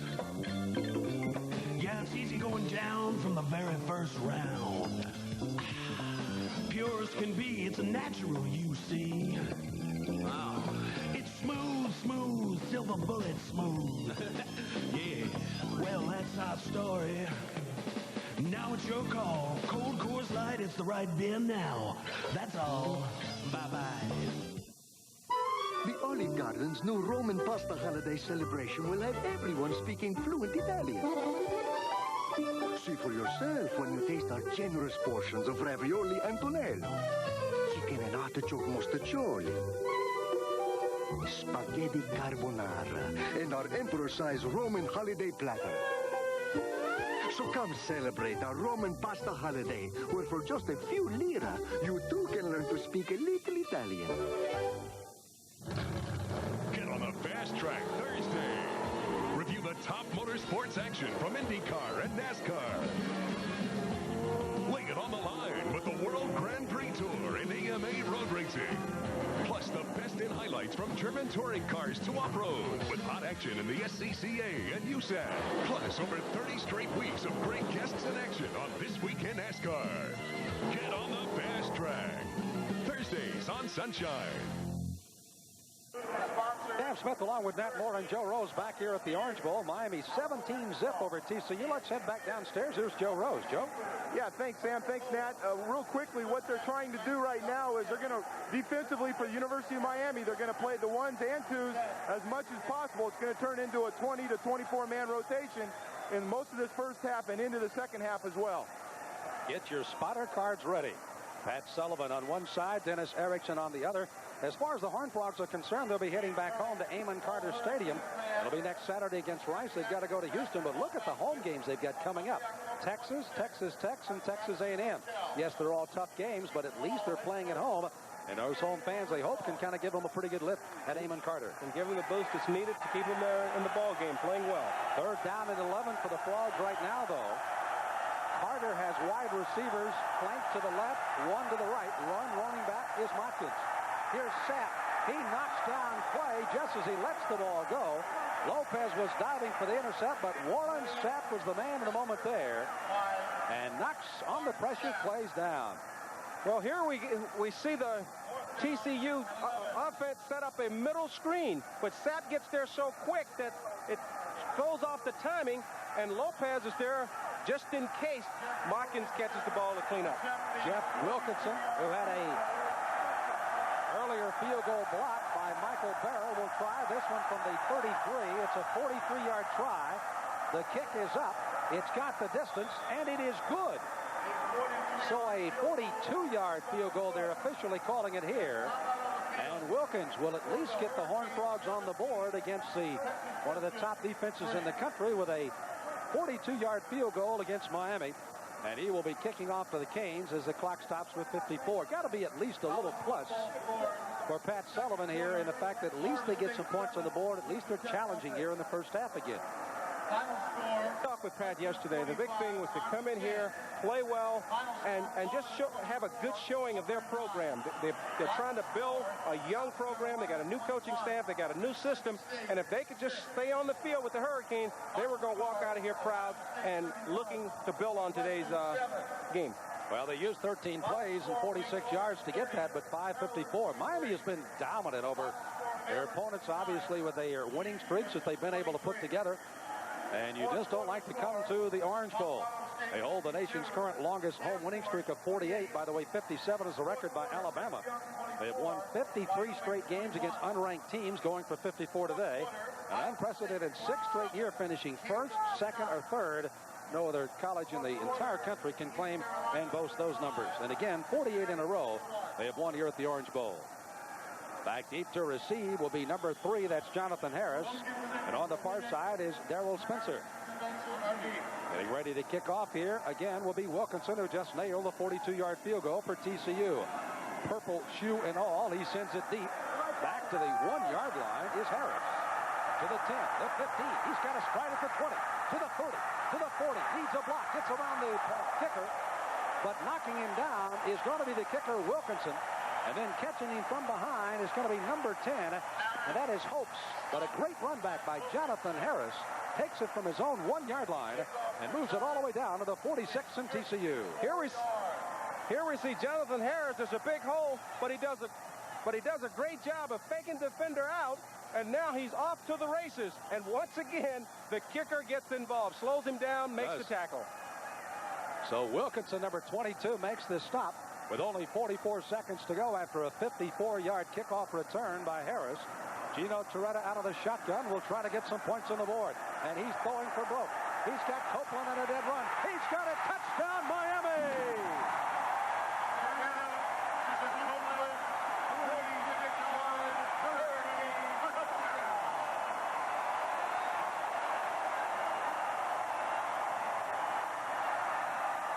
Lightning strikes quickly for the Canes.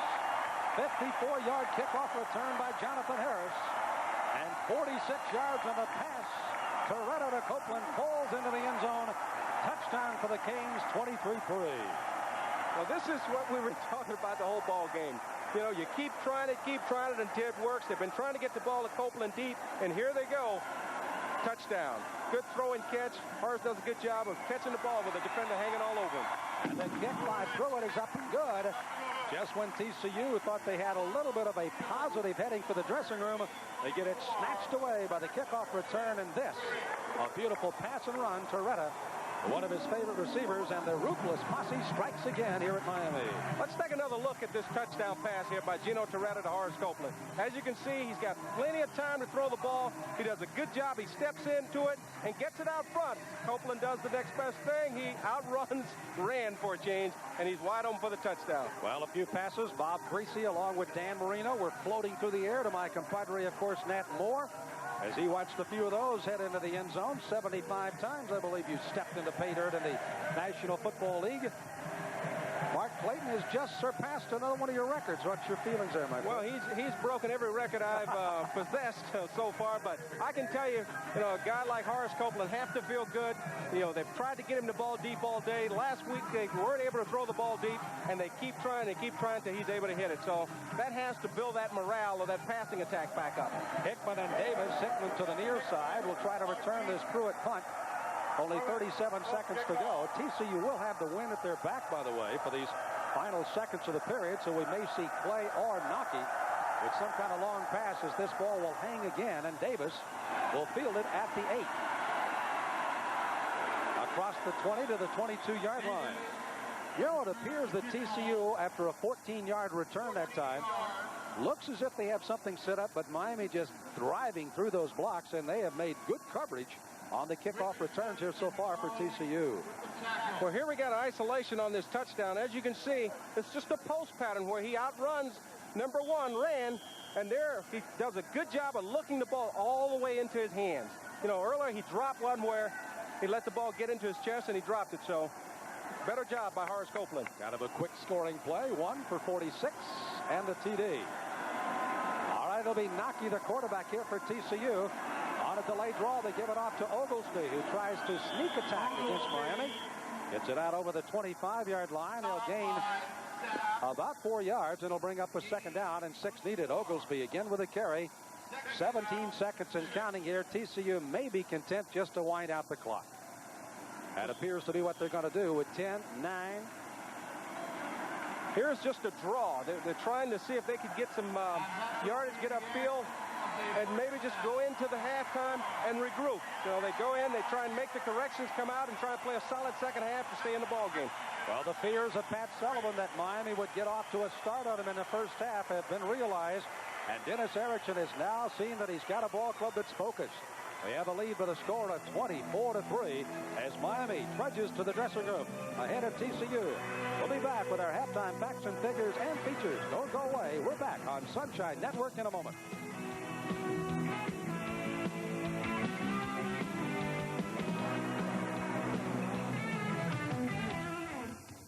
Miami Dolphins season and individual game tickets are on.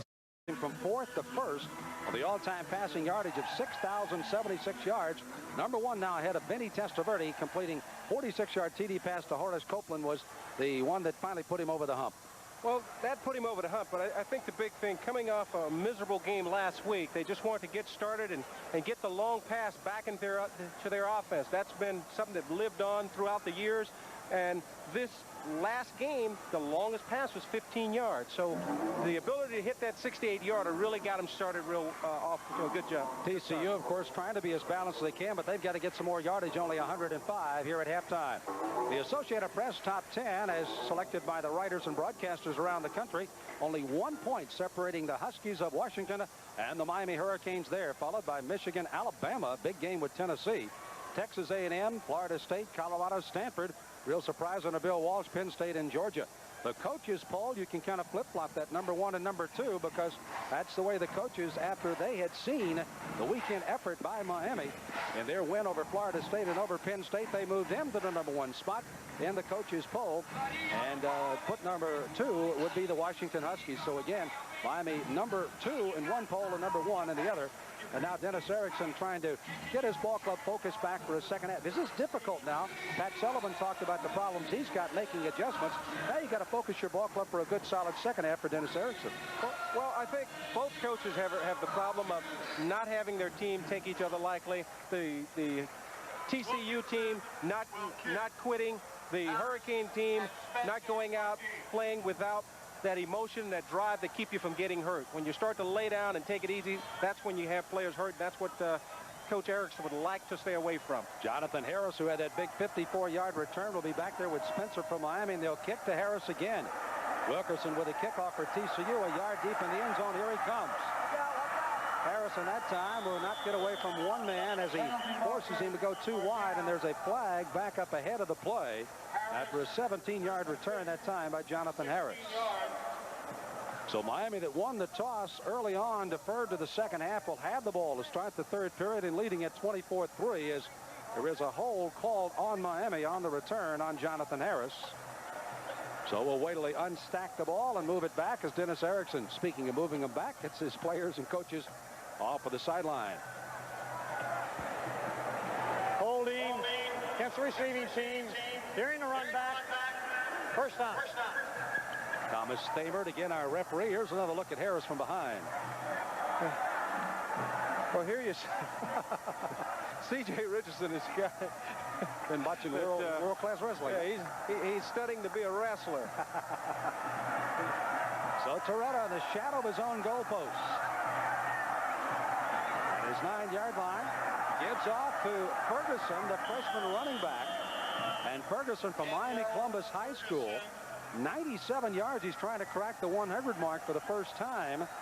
Gets the first carry for here, and he will get it out to beyond the 10-yard line or right at the 10. So they gain a yard for Ferguson and before Bolden from Ann Arbor, Michigan, can make the stop for the TCU Horned Frogs. Well, there's one thing about Dennis Erickson. He is getting a look at all of his running backs. Started with Bennett, came with Jones, followed by McGuire. Now we've seen Ferguson, but Toretta just keeps pumping them on here. 222 yards passing so far in the game. It's 2nd and 9. Toretta over the middle. into that time again for tight end Coleman Bell out of Tampa Jefferson.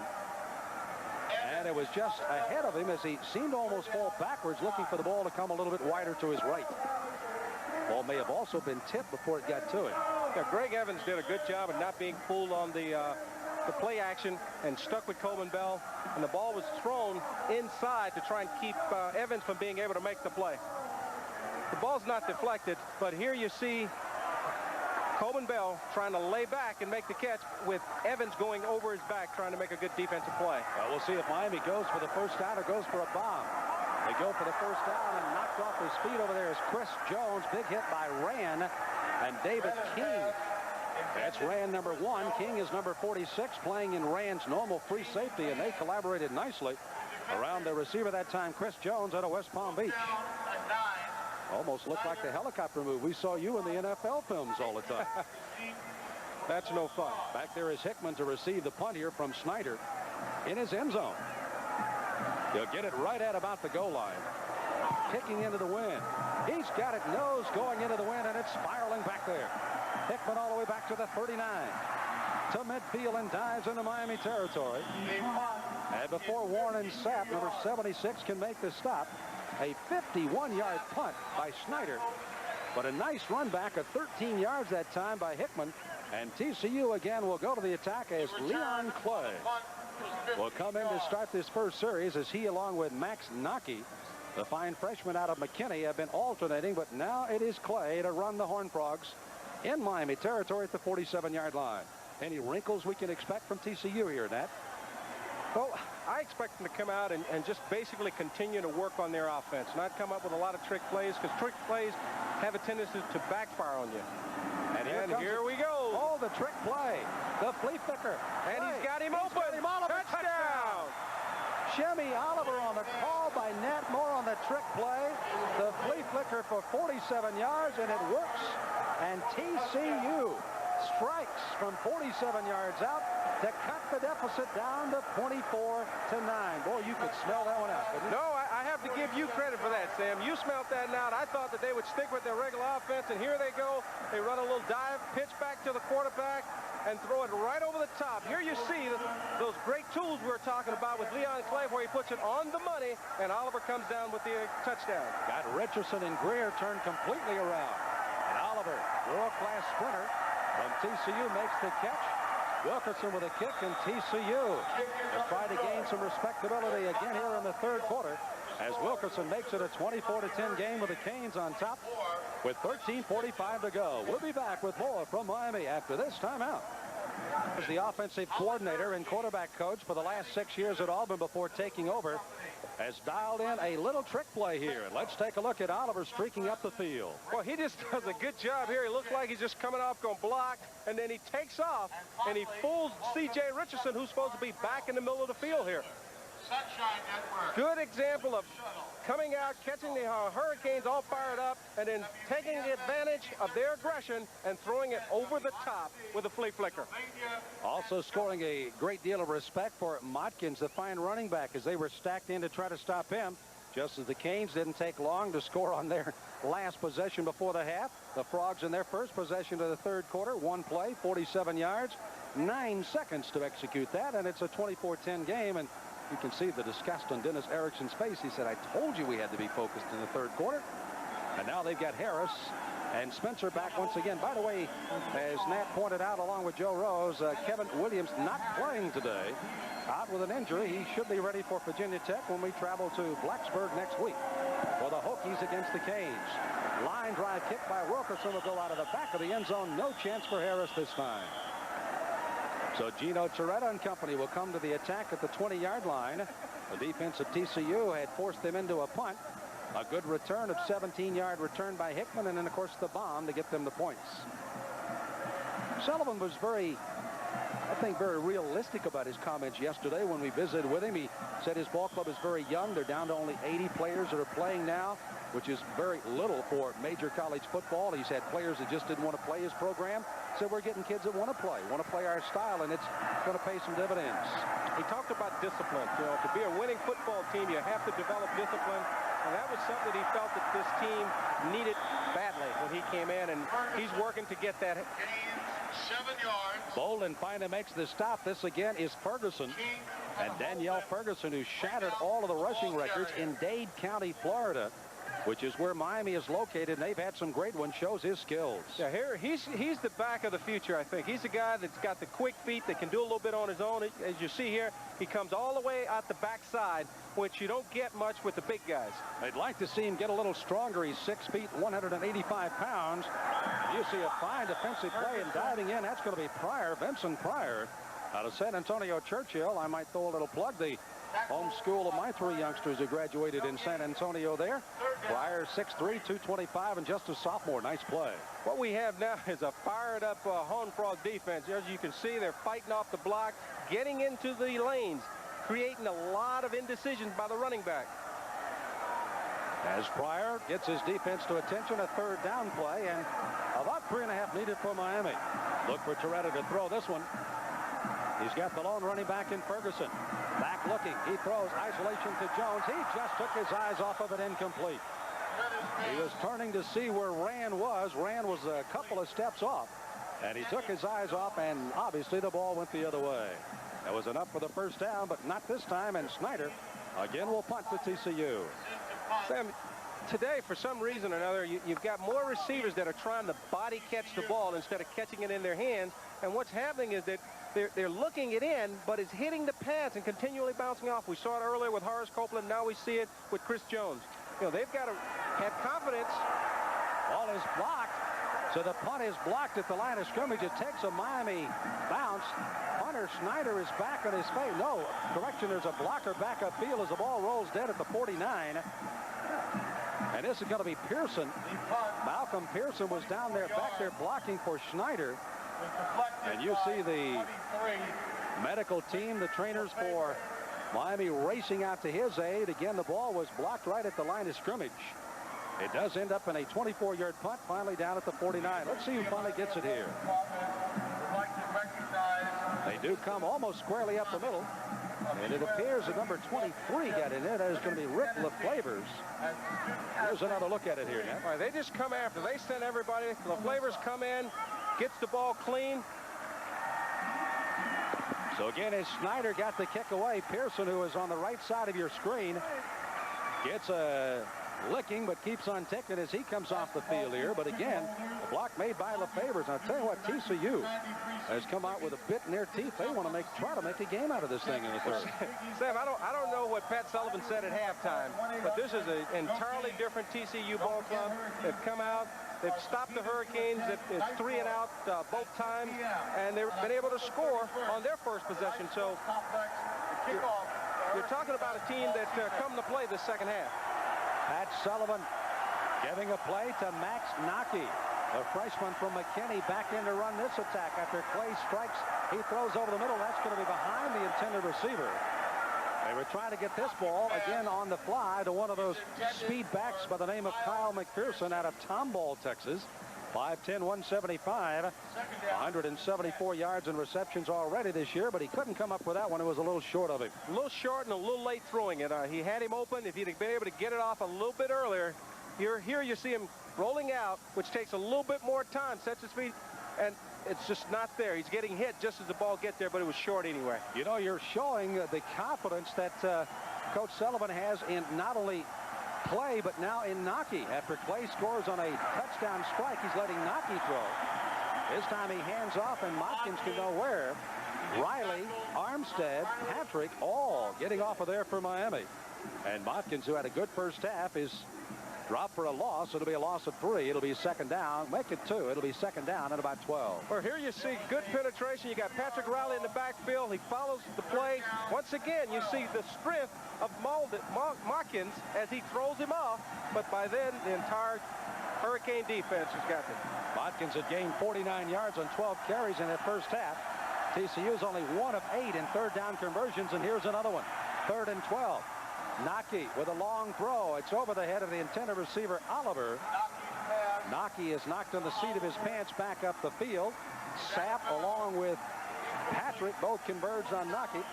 But again, he throws over the intended receiver. Good pressure, as you see Patrick, you see Riley, everybody there, and big Sapp coming in, putting a hit just as he releases the football. Warren Sapp, number 76. A big Sapp. He talked very highly of you. Oh, no. Okay. Big Warren Sapp. I didn't name him. Back there is Kordsman. 4 punts, just under 40 yards. He's got the wind of his back. Harris will be back for Miami. He'll sail this one in with that wind, and it goes all the way back to the goal line. And Harris, I thought he was going to try to field the ball, wisely saw the goal line and said, no, thank you. 55 yards for Kordsman, and he has suddenly become a weapon. Miami will take over 1st and 10 at their own 20. 11-18 third quarter. Miami 24, TCU 10. We'll be back to Miami after these messages. 48-game winning streak for Miami. Let's go downstairs as Joe Rose sees how they're trying to hang on to it here at Miami. Joe? Thank you guys very much. First of all, Malcolm Pearson has a bruised shin, number 38 for the University of Miami. He bruised his shin on that kick play. He will be back in right away. So Pearson setting alongside of Kevin Williams, who is being held out of this ball game. Fine kick returner to his right there, number 5. By the way, Miami in this 48-game winning streak has outscored their opponents here at the Orange Bowl 1,707 to 390. Dominance by the offense and the defense here in this 48-game winning streak. Well, for the Hurricanes, they have slipped into Texas and come away with some good ones. You see Armstead along with Francis, a couple of linebackers, as is Harris. Harris has already shown the kick returning. Casey Jones out with injury and redshirted. O'Neal, J.C. Richardson, Tillison, and Williams. Williams, a good one out of Dallas, all out of the Texas connection. So they've gone to Dallas and got their share there, which TCU said they'd like to get back. Too much time may have been taken again. Our procedure against Miami is out of the shotgun. Toretta with a 1st and 10 at the 20. So, you know, Toretta kind of dejectedly looking at that one. And here is our referee, Mr. Thamer. And again, Miami is penalized. Gino Toretta gets calls from the sidelines. They run people in and out. Red ball start, offense, first down. And we take a look at the movement on the sideline again.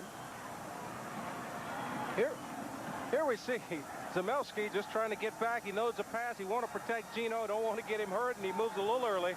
But you know, he'll make up for it. Again, Toretta getting his calls from the sideline. Has the green light to change it as McGuire on the run takes it to their sideline. Evans along with Rand come up to make the stop. Those are two gentlemen that will not have trouble going to sleep tonight. In particular, Tony Rand. He has been all over this field for TCU defensively, as he has really had to make a lot of plays, as has Evans, the strong safety, number 6. Another good job of Miami coming off the ball, and we talked about Lumelski coming out, making up for that penalty, and what you see him blow his guy off the ball, giving McGuire plenty of room to turn the corner. You know, Miami did a good job of sealing the lineman, but the linebackers and all of the safety people seem to be pretty free. Downfield blocking not there right now as Toretta. And he's 2nd down and 13 throwing. Here's the screen to Ferguson. Gets a block from Coleman Bell. Gets ahead all the way to the 35. Falls to the 36. First down, Miami. Nice play to isolate Ferguson in the open field. It gets him out in front of Mike Bolton, the linebacker, and it pays dividends for the Canes. Well, they want to get Ferguson in the open field as much as possible. You see him lined up here in the backfield. He checks out and to the outside, catches the ball, and gets turned upfield. Now, watch his feet here. Watch him make a little sidestep, picks up 2 or 3 extra yards. That's what they're expecting out of Danielle Ferguson in the future. 17 yards on the pass and run. On the screen is Toretta out of the shotgun. He's airing it out. It's intended for Copeland. He runs, gets a hand on it. He, along with Rand, were stride for stride. Copeland thought he might have been bumped on his way to the ball. But it falls incomplete, but he tried his darndest to get the one hand as Rand and King were both back there together. Scary moment for TCU when they see those receivers heading out. Well, Toretta's got Copeland flying through the secondary here, and he really has the ball on the money. But you have a little incidental contact, which the official doesn't call at this point, which kept Copeland from being able to come down with the football. 2nd down and 10, 37-yard line in Miami territory for the Canes. 10 and a half to play in the third as Ferguson gets the call. Slants to the outside, will gain only about 3.5 yards. It'll bring up a 3rd down, and the Canes will need 7 to accomplish a first down here. They'll give him 4 yards on the play, so it's going to be a 3rd down and 6. And it's good to see Ferguson getting some play time. However, he'll be coming out now as they'll be isolating some fly patterns here. Spencer will be one will come in. Thomas, along with Tellison, who I tried to get a catch with earlier. And also Copeland all split out. And, of course, Coleman Bell, the tight end. McGuire, the running back to block. They get it to Thomas. Thomas to midfield. First down, Miami. Dives his way to the 48-yard line, and they isolate on the corners and pays again with a first down. Bread and butter play, as we talked about earlier, Sam. Anytime it's third and short, third and medium, they know that they can throw the turn-in route to their wide receivers. And here we see Lamar Thomas being isolated once again on the wide side of the field. Catches the ball, turns upfield, gets the first down. Lamar Thomas scored 6 touchdowns on touchdown passes last year with over 623 yards and receptions last year. Already with over 250 yards this year is a throw to Coleman Bell from Torretta. And they've got 12 more yards on the run and pass and another first down for the Canes. This is my imagination. Or how much sharper is this passing offense that we have not seen almost all year long for Miami, Ned? Well, they're sharp because they're able to run the football. They're holding those linebackers in there. They're not allowing the defensive line to get penetration. And here we see a receiver catch the ball in his hands. This kid, Bell, is a great receiver playing tight end. You know, he's an undersized tight end. Torretta trying to approach the 300-yard mark. He throws to Thomas. Diving strike. Goal line, no good. And Lamar saying, oh, my, that was so close. He, of course, the very vocal leader of the Ruthless Posse, the receiving corps here for the Canes. As you see, that Miami comes back with a little trickery themselves. They've been running that little turn in. Here they go, turn in and go. And Gino has him open, but he's just not able to get it in. He let him a step too far. Second down and 10. I mentioned Torretta trying to get to the 300 passing yards again with 264 right now. He's been over 300 yards in his career 6 times, over 400 3 times, and holds the school record with 485 last year against San Diego State. He's back to throw. Sideline again. Coleman Bell. Is it enough for the first down? It is close. Right at the stake, which is across the way. The officials will look. Maybe we'll measure. So we've had several balls today dropped because receivers have let the ball got into their chest. Here, watch Coleman Bell reach it back, catches it with his hand, and pulls it into his chest. So this is what coaches teach receivers. Catch it in your hands as much as possible. Try not to let the ball play you. It's shy of a first down by 1. 26-yard line of TCU. Coleman Bell, the tight end, in motion to the left. Goes to McGuire. He's met in the hole. Gets away from one man. Breaks free at the 25. To the 20. Drags tacklers down to the 16-yard line for Miami. First down. Well, I tell you what, Brad Smith met him head on. And McGuire, with those moving knees, just drove Smith backwards. And Smith is down and hurt for TCU as McGuire runs hard. Well, McGuire just does a good job. Here he looks like the old Stephen McGuire here as he just keeps his legs moving, runs through the tackle, and gets the first down and plenty of yards to spare. Evans finally had to make the tackle from behind. Smith is down for TCU. A fine senior out of Houston St. Thomas, 6'3", 235. And again, he took on McGuire head on and actually had a 20-pound advantage on him, but McGuire just drove right through him. It looked like Brad Smith took him on with his shoulder, and sometimes when you have that kind of hit, you come up with those stingers, where you lose feeling and it's a burner, and you just don't have any feeling in your arm. But you know, he's able to get up and walk off. He'll be okay. He'll be back. You saw the applause by Pat Sullivan, because this is one guy you don't have to worry about. Smith, along with Moulton and Jones, and add Conley, Jackson, and Roy, their linebacking core, have all come to play this year for the Horned Frogs. Very reminiscent of what Dennis Erickson has enjoyed with his Canes, with Smith, Barrow, and certainly Armstead as their starters, and now they're starting to get even more depth at that position as well. Right. I'll tell you, though, Dennis must feel good to see McGuire running the way he's running today. You know, to see him go in there and shake off a couple tackles and come up with a big first down, you know, that's reminiscent of the way he was running. Torretta, touchdown, Jonathan Harris.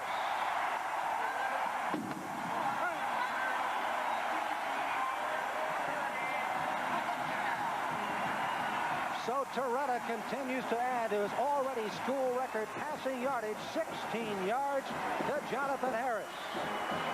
And the Canes take even a larger lead here at the Orange Bowl in Miami. Dennis Erickson breathing even more of a little sigh of relief as Dane Pruitt eyes the uprights for the extra point. The snap. Snyder's hold. The kick is good.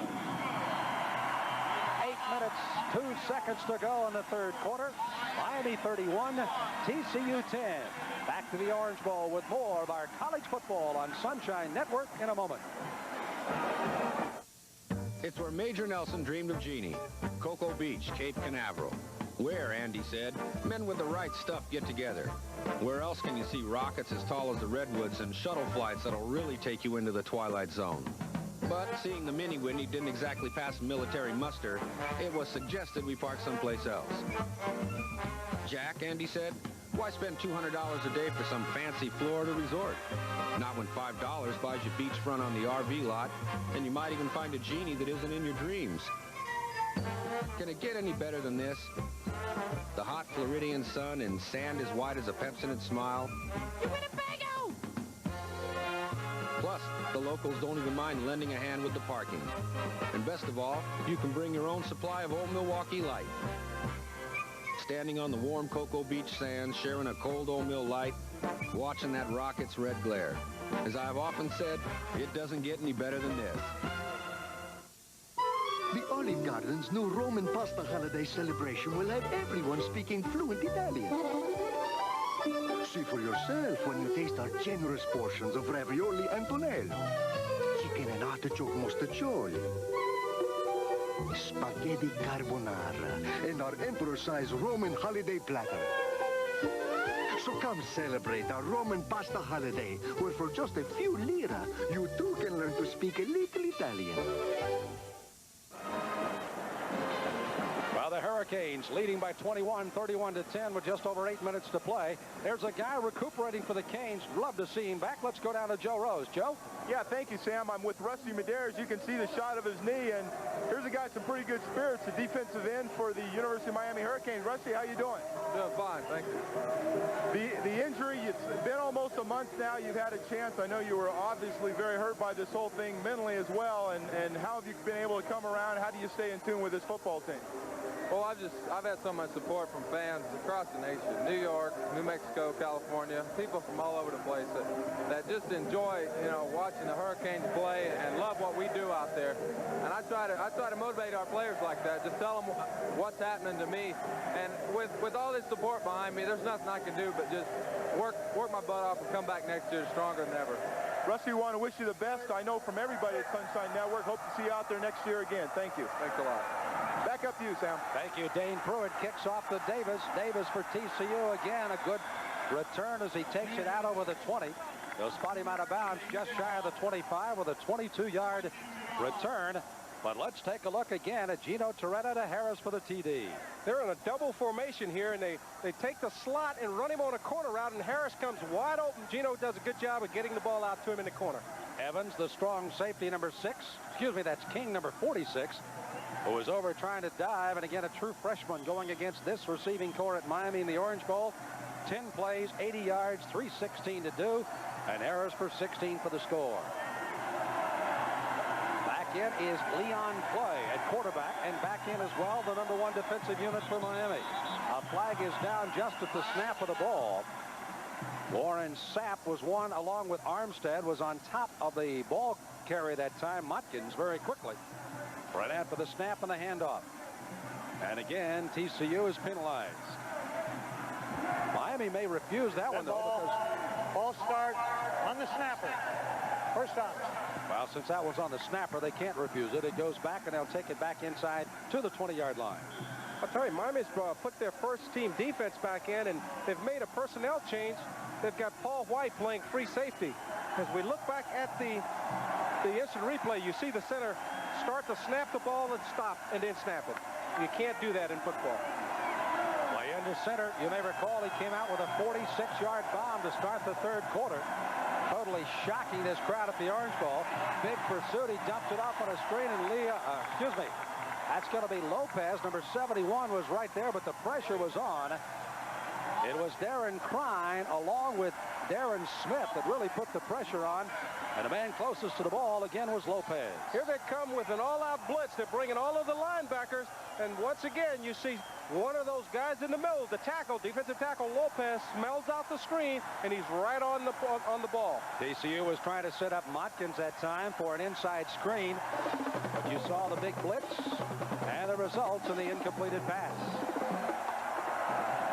Play facing a 2nd and 15. 7:50 to go in the third quarter. Back to throw, gets a big rush, and he's piled under by Kevin Patrick. Patrick with a sack out of Lake Worth.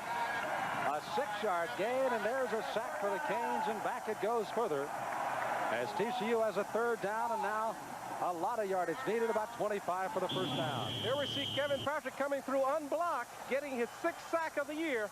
He's the sack leader for the Hurricanes, and you can see why. Interesting enough, he'd been in on only 22 tackles coming into the ball game, but again, 5 of those were sacks. 11 unassisted, and 6 assists on tackle. 11 assists on tackles. Handoff on a long play, and they just try to muscle it out of there to keep their punter from having to punt deep in his own end zone or try to catch. Miami in a surprise, it does not work. Center of the line gets Motkins down for only a slight gain, and it's now going to bring up a 4th down at about 20. Make it 17, and the crowd is on their feet for the effort by the defense. Sam, I think Coach Erickson wanted to take away that momentum that the Horned Frogs had gained earlier in the ball game. We already started the second half, so he put his first team back in, and he had them come after the quarterback. Take away the momentum and their will to play well against him. Jonathan Harris retreating to his 30. Gets ahead of steam as he barrels his way over the 40-yard line out to the 45. A 53-yard punt and a good return by Harris. I tell you what, if Kordsman has been inconsistent for TCU, he may have resisted that label today. He has been anything but inconsistent. He's really been punting well for TCU today, I think. Well, you know, what happens is when you play against good ball clubs, against championship ball clubs, top-ranked ball clubs, you always rise to the occasion. You try and play your best. You know, we talked to Coach Sullivan yesterday. He said that coverage was great, but they hadn't gotten the kicking from the punting game that they want. And as you have said, Kordsman has done that today, and he's really getting a good foot into the ball. Lebelski pulling out of there on the wrong count. And he'll be penalized for Miami. As you saw, Sebastian the Ibis even want to get his opportunity to get some play time today. Here's our referee. Dead ball, false start, offense, first down.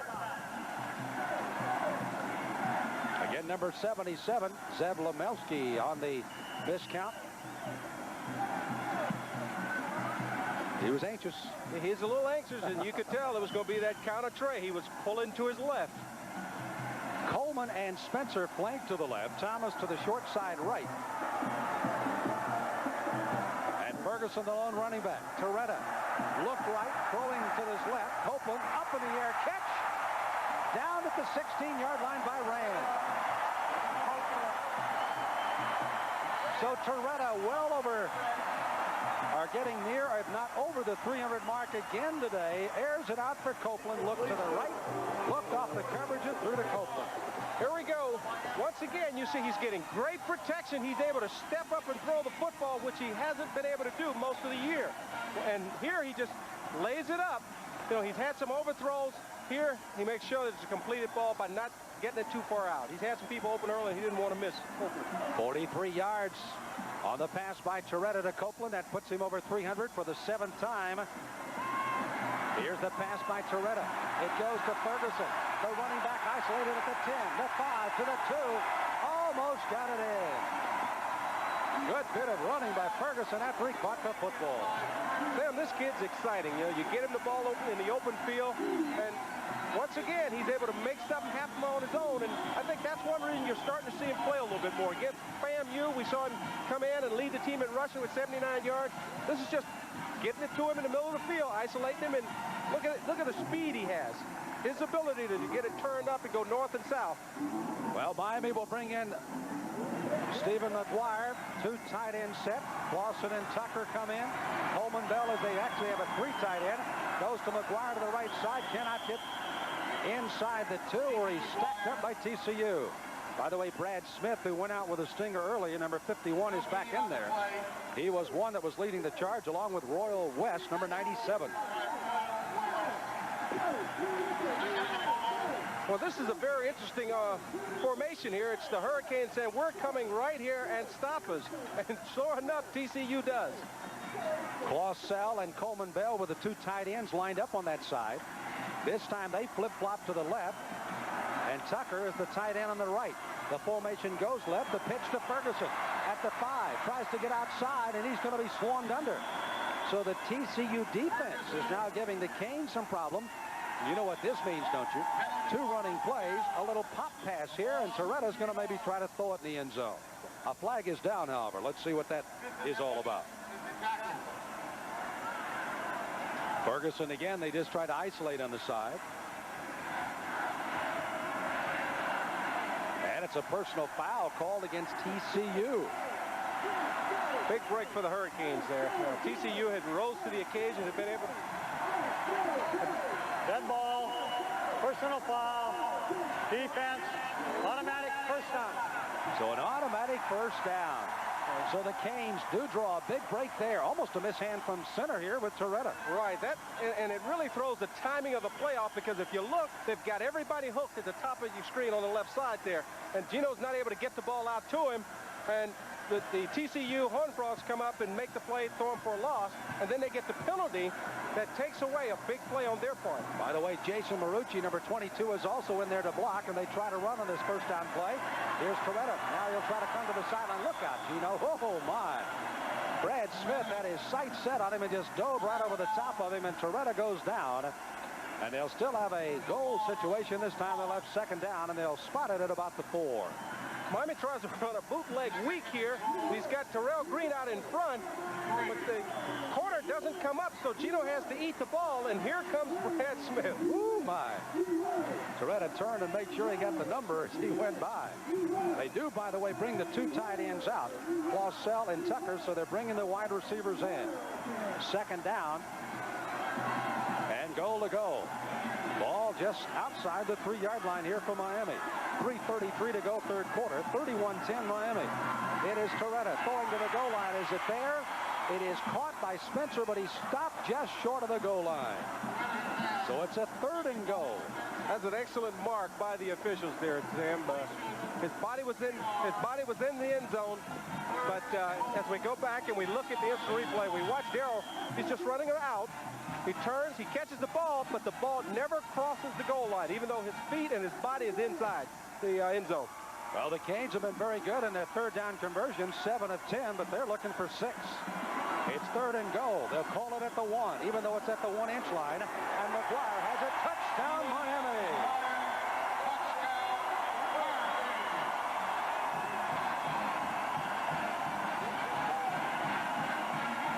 Stephen McGuire with his 2nd touchdown plunge of the day has added some more points on the board. It's now a 37-10 lead by the Canes.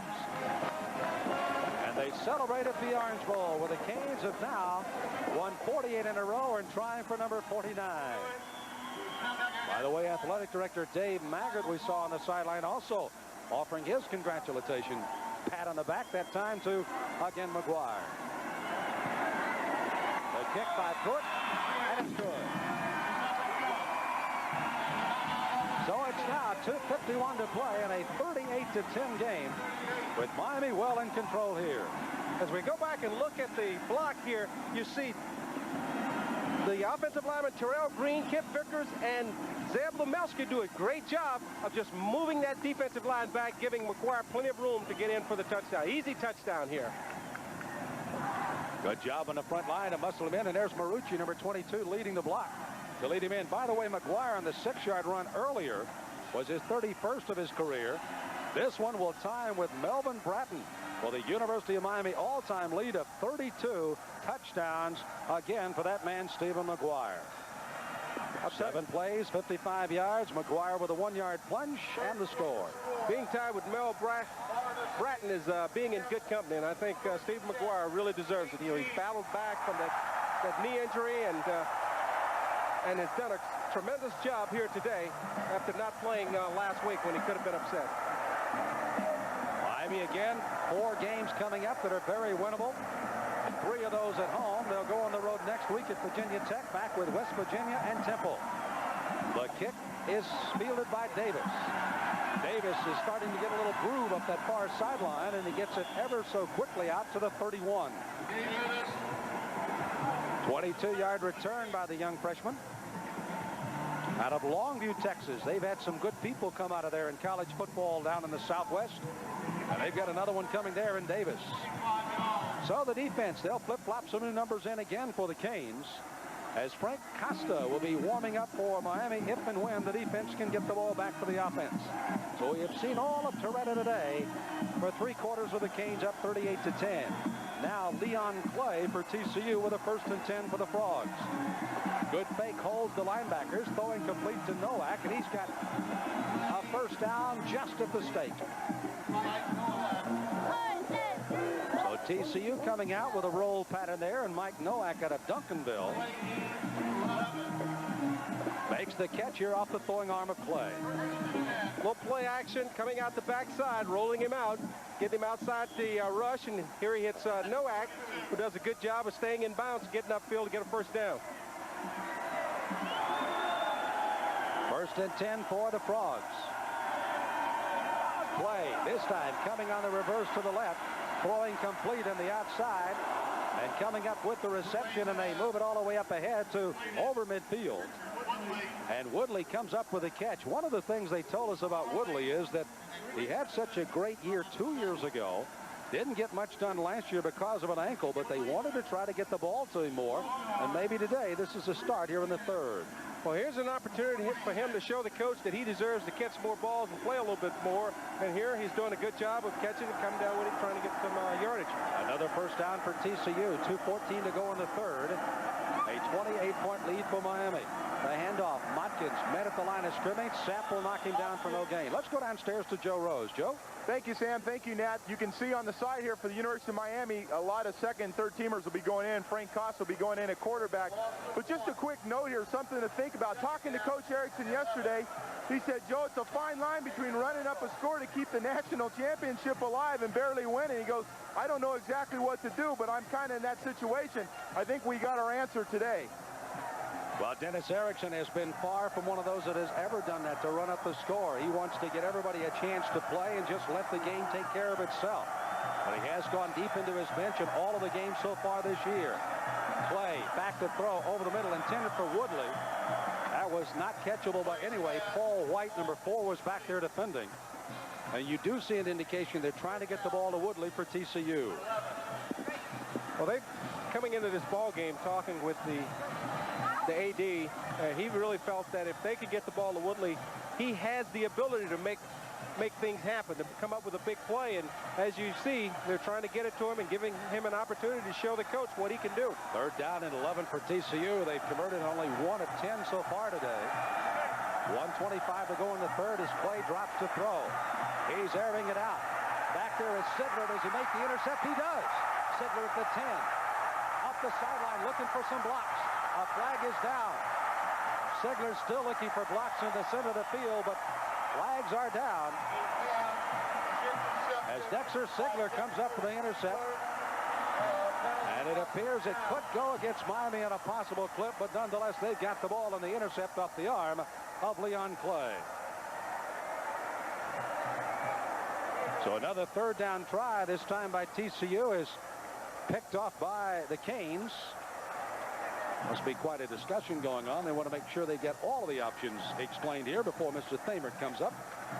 Will give us a preliminary signal and then get on his mic and tell us what he really thinks about the play.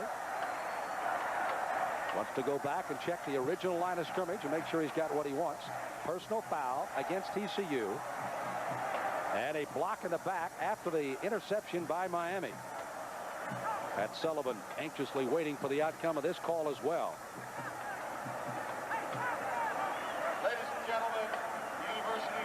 And again, we are still waiting with a flag, by the way, which is lying at about the 26-yard line. Frank Costa, the quarterback, went out to give him the call. Here it is. Well, his mic is not on, but again, the personal foul is rejected. And again, they will mark it off on the point of the foul. So they certainly, the Hurricanes wanted the ball on the intercept. Now we'll get the call. Personal foul against the defensive team. Penalty will be refused. Illegal use of the hand. Block to the back against the offense. First down, Miami.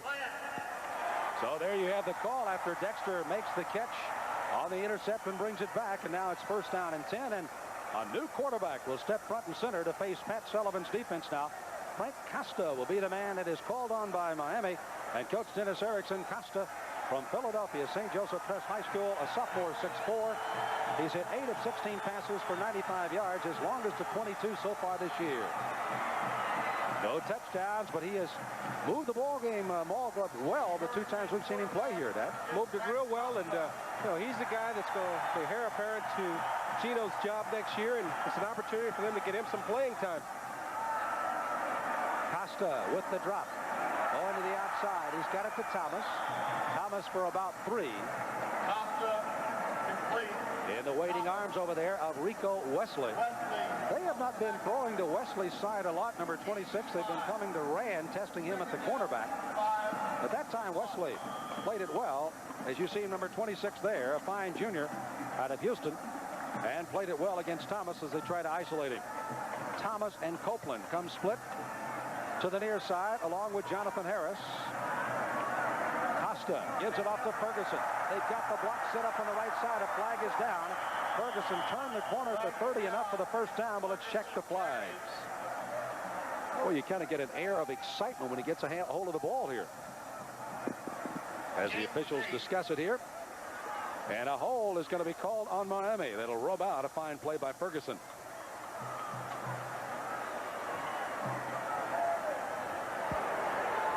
Holding. Offense. Penalty enforced from the spot of the foul. Repeat. Second down. So again, with some fresh faces across the board early on, and of course a new quarterback. Here you see the holding. Can't really see it there. You think it might be on the right guard, but you know, you're not sure. But the one thing you do see there is the quickness of Danielle Ferguson and his ability to get around the corner. You know, one guy they're very interested in seeing play is number 74, Diego London from Upper Marlboro, Maryland. They want to see if he can get in and get some consistency. He has not been consistent as of yet. Now Costa looked up and the play clock was running all the way down to 1, and he wanted to get himself a timeout, and I think he just got it before the play clock went off.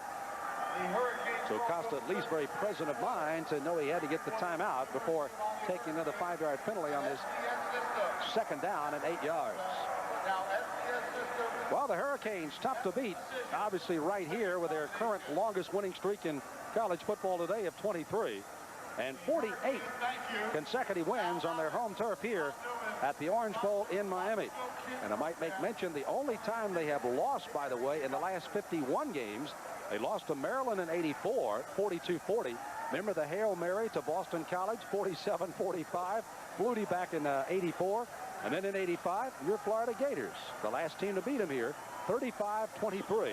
The last time they lost in their opener here at the Orange Bowl, and that has been 48 victories ago. They're going for 49 today. Well, I think the key to this team here and the Hurricane program in general, Sam, is that they find a way to win. Sometimes they don't look pretty, but they come up with the W, and that's what it's all about. Ray Costa again with a second down and 8. Fakes the handoff, freezes the linebackers, back to throw, intended for Fossell. Young man who caught the winning touchdown pass against Arizona, but it was just out of his reach, and really put out of his reach by Evans, who came up and gave him a smack. Greg Evans out of Dangerfield, Texas, 6'3" and a junior, 210-pounder, the strong safety for the Frogs. All right, here you see Costa rolling out to his left, but he gets pressure, and he's throwing the ball a little slow here, but Evans comes up, drives on the ball, and deflects it. Good look at Evans there, the junior safety. He and Rand had made a quite accommodation, but now that Rand has moved to the corner, he's back there with a true freshman in King. Costa having to run out of the pocket and just throws that one away. almost threw it a little bit too strongly, and Evans had a shot at it. King leaped, but it was not there. And Costa will trudge off with a not too picture-perfect performance here to start his first opportunity with the Canes today against TCU. Well, he's 16 seconds in the third quarter, by the way. Well, he's a little dejected. He goes out and he's not able to get anything accomplished. But the one thing that he did wrong there is you don't take a chance in your side of the 50-yard line. And there he threw it up for grabs and could have been intercepted. Snyder with a punt will get a good Miami bounce. It's hopping around at the 45. Let me go back to Acosta. He, of course, did have the holding penalty that was called against Miami that rubbed out the touchdown, or excuse me, the first down run by Ferguson. So he could have had things going had it not been for a penalty as well, as he and Gino Torretta, good input there by those two. Torretta, of course, the man that is starting to rack up every day more and more of the records here at the University of Miami. And keep in mind, he still has a lot of games to go as he finished the day with 350 yards, 20 of 35, 3 touchdowns, and 1 intercept. Came early in the game. Evans picked him off early. Well, it started the telecast. We talked about Gino having to play big today, and he did. Here's Oliver. They're trying to get that speed in the open field. Nocky gives him a block behind the line of scrimmage, knocking Sapp down, but Marley finally spelled that one out as they gave the handoff. As Nocky gave the block to Oliver, not enough, and TCU will end the third quarter with a loss on the play and trailing 38-10 at the Orange Bowl in Miami. We'll continue with the final 15 minutes of this game today after this timeout on Sunshine Network.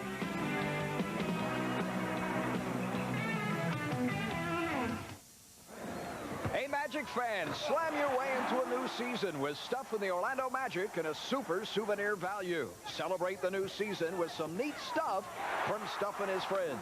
For $19.95 plus handling, you can collect a stuffed doll and an official embroidered Magic cap, or a cap and a t-shirt in either black or white, all for under 20 bucks. Call 1-800-762-7900 or write to Sunshine Network and tip off the new season with a super Magic souvenir. Hi, I'm Joe Torre. My professional life is baseball. My home life is my wife and daughter. Because of them, I'm helping to fight a terrible disease called lupus that threatens mostly women. Lupus strikes over 50,000 women a year. It destroys their immune system so that the body attacks itself organ by organ. Lupus can start as early as 14 years of age and throughout the childbearing years. Early diagnosis of its symptoms is important. Send for our free booklet, 11 Quiet Alarms, that describes these symptoms. Help support the Lupus Research Institute to find a cure and protect your family against lupus. Write the Lupus Research Institute, P.O. Box 838. That's P.O. Box 838, South Norwalk, Connecticut, 06854. Or call 1-800-82-LUPUS. That's 1-800-82-LUPUS. 1-800-82-LUPUS. Call now. Children all over Florida are getting a front row seat to history, seeing and learning about the exploding world of knowledge as it happens in science, history, mathematics, social studies, and the cable industry is making it all possible.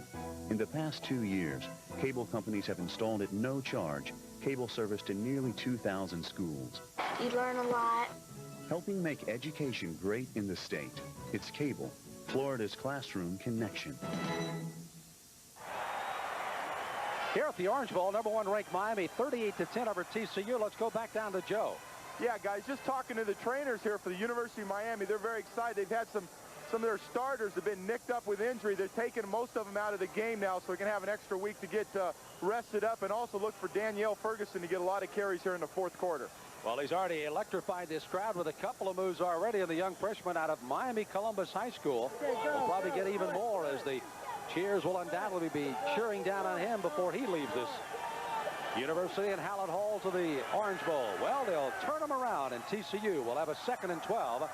Nocky, the quarterback, the freshman from McKinney, now running for his life, and will be barged out of bounds right at about the 45-yard line. Tackle by Rockford, Short. Short making the final hit, even though Sapp, along with Johnson, had run him to the sideline. Well, Nocky is looking to his left, but there's so much pressure. He pulls the ball down, he comes out of there, and as you can see, there's hurricanes coming from everywhere. This is one of those defenses that really flow to the football. And when they get to the football, they deliver a shot. Clock stops with Naki, going out of bounds for TCU. Now he has a third down play. They converted only 1 of 11 today. Naki throwing over the middle, intended for Woodley. Marley put the big pressure on Naki. It actually was knocked out by the back judge. And it was intended for Woodley, but incomplete. And it's going to bring up a 4th down play for TCU. 4th down and 12. You got Marley coming on a blitz here, and he didn't see him coming, but I tell you what, he really kissed him that time. Rohan Marley, you heard Dennis Erickson indicating on our halftime feature that he was really getting some good input from not only Marley, but a lot of other linebackers. When you consider you get Smith, Barrows, and Armstead, normally don't get much time there, but they're starting to get some time, and it's paying dividends for them. Bass is one of the other linebackers in this time, was going to rush, as was Marley. That time, Kordsman does not get it off as Harris Fair caught the ball back upfield. And they'll step off TCU 5 yards. Sam Marley's another kid that was hurt earlier in the year, had some surgery, and now is getting healthy, and he's starting to make an impact for that Hurricane defense. Dead ball. Ball start. Offense. 4th down. So back up Kordsman 5 more yards. He's kicking into a stiff breeze here. The Orange Bowl is a horseshoe configuration, and he kicks right into the east end zone, which is open to the downtown area. And there you see the ruffling of the flag and the wind that he is kicking into here. That, by the way, is the Miami Arena that you see in downtown. The beautiful pink building that they drew back from there on the skyline of Miami to your right. Kordsman will be kicking to Harris. Kevin has had a very successful 40 yards plus. They rush him. He skies this one up. It will not be a long one. It depends on what kind of bounce it takes. It takes a TCU bounce at the 40, and will roll dead finally at about the 27-yard line. So he will get some yardage there, courtesy of a nice bounce. He gets 34 yards out of the kick. So Miami will take over 1st and 10 at that juncture, and Frank Costa will once again come back in for the Hurricanes with 14:35 to go in the game from the Orange Bowl here in Miami. Costa will have, as you see, Ferguson, number 7, back in there with him. Offensive line will continue to have London and Etheridge on the left side. Vickers and I believe Lemelski on the right side will check after this snap. And, of course, Coleman Bell still the tight end. Here is Ferguson. He's in the open field at the 40. Can they chase him down? Ferguson all the way down, out of bounds. And the referee has not caught up with where he went out of bounds yet. 54 yards by Ferguson. And now they rule that he stepped out of bounds at the 35. So we're about that long run, but not a great one here. Here we see him pulling the entire right side. And here you see it hit the gap. That's that quickness and speed we've been talking about. And then he's off to the races. I'll tell you, Wesley shows that he could run too, to run him down and push him out of bounds. Great speed by Ferguson in the open field as he was picking the holes in the middle, and you said just gapped it out of bounds. So they stepped it out at the 35 where it's 1st and 10. Frank Costa again will have Ferguson winded it all in his backfield, but he'll throw. And he throws to Jonathan Harris. Steps out of a tackle at the 30. Needs a block, does not get it down to the 16-yard line. 1st down, Miami. And the weapons net just continue to come here for the Canes as Harris shows his style in the open field. All of these receivers do a good job of running with the football after they catch it. Here you see Costas throw it outside. Jonathan Harris gathers it in, shakes the tackle, and turns on the speed. You've got a lot of 2nd and 3rd team guys playing for the Hurricanes, but you know, they all got talent, and it's amazing. If you ever get a chance to go out and watch them practice, you'll see why they're so good, even when they put their 2nd and 3rd team in. Matt Sullivan looking on for TCU. The reason they're waiting is that Sad Jackson, one of their linebackers, who normally backs up Brad Smith, has been injured and shaken up momentarily. He's going to come off under his own steam after taking a shot on the near sideline. So Jackson out of there. 1st down for Miami is again Reggie Herring. Young man who graduated from Florida State in 1981 from Titusville is trying to put together a defense, but there's too many things for him to try to stop.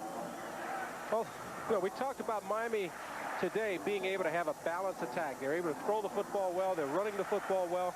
And when you've got to go up against a team that's clicking on all cylinders, it's tough. I don't care who you are. Costa back to throw. Goes on the wide out, trying to get the ball on the outside to Spencer. Threw it short of him. Spencer didn't have a try. By the way, 42,915. The smallest crowd of the year watching the Canes after the emotional roller coaster of the last 2 weeks. Playing TCU on the road next week. And as a matter of fact, a lot of the high school teams have been invited to enjoy the game today as long as they wore their game jerseys. And you saw some of those young men, hopefully Hurricanes, looking on here at the Orange Bowl. Second down, 10 yards to go, still at the 16-yard line. Costa pumps one, throwing to the corner of the end zone. Touchdown, Miami. It's Chris Jones.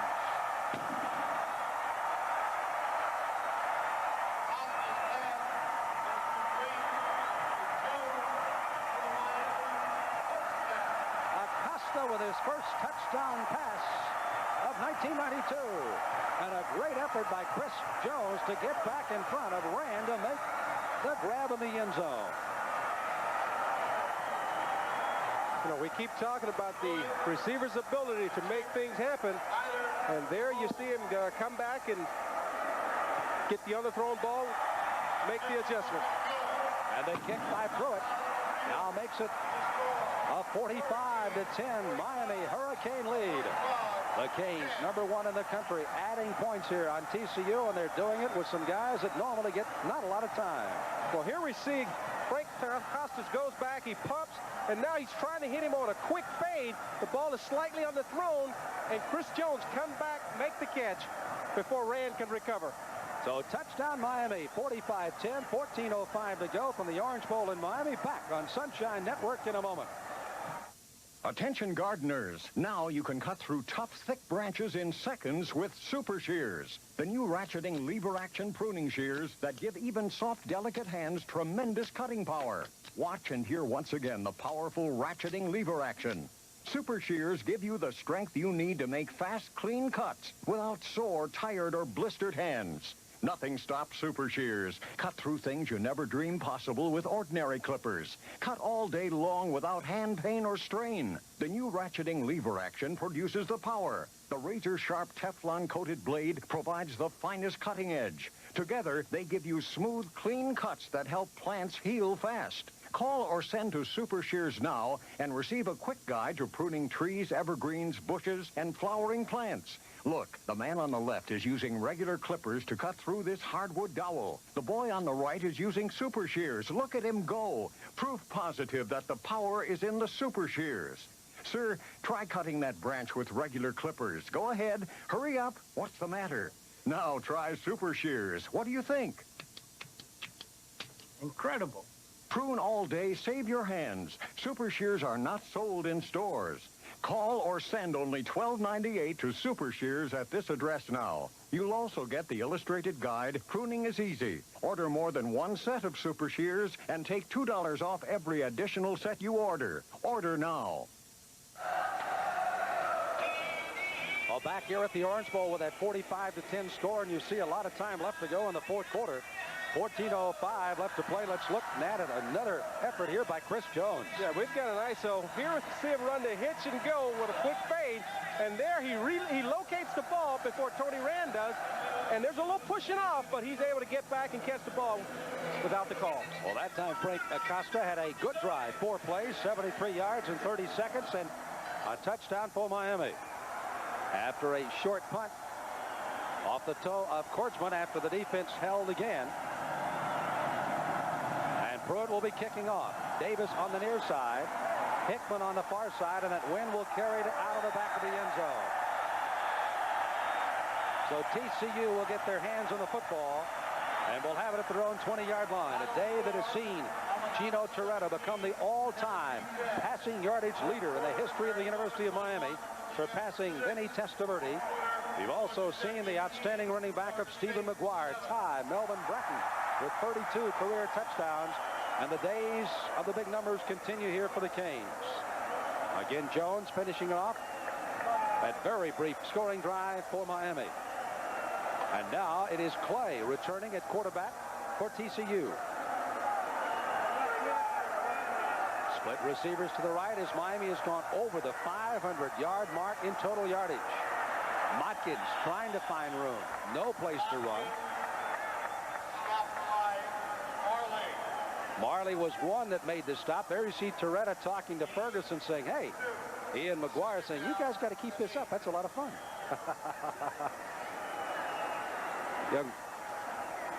Young freshman's already styling, by the way, here at the university as a freshman. Gino Toretta, all-time passing yardage leader. With that bandana on his head, he looks like Deion Sanders. You saw Lamar Thomas already had his shoulder pads off, so it gives you an indication he is through for the day. So TCU taking a lot of time, and they do call a timeout with a 2nd down and 8. And so we're going to take a timeout here at the Orange Bowl. 13:26 to go before this game is over in Miami, leading TCU by the score of 45-10. Don't go away. We'll return after this on Sunshine Network.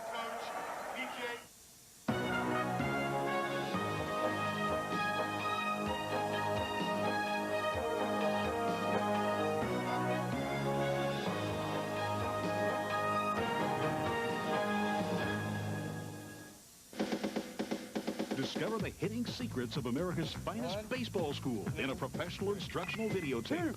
Teaching the mechanics of the Major League Swing features professional scout and instructor Tommy Mansky and the same award-winning tested under fire techniques that have produced baseball world's back-to-back-to-back AAU national championship teams. Coach Mansky's study and analysis of thousands of baseball's best professional swings has yielded a no less than revolutionary approach to consistent hitting. It's proven and you'll love its easy-to-understand step-by-step video training methods. Just ask Baltimore's Glenn Davis. This is a hitting video that gets results. Teaching the mechanics of the Major League Swing benefits players of all ages and ability levels. A valuable addition to any coach's library, and it makes a great gift.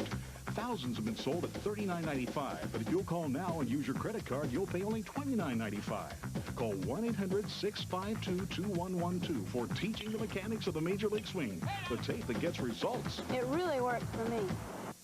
ACC football means action. All out, all day, head-on action. It's the best from the Atlantic Coast Conference. Turn up the intensity. ACC football. Virginia and North Carolina. Sunday night at 7 on Sunshine Network.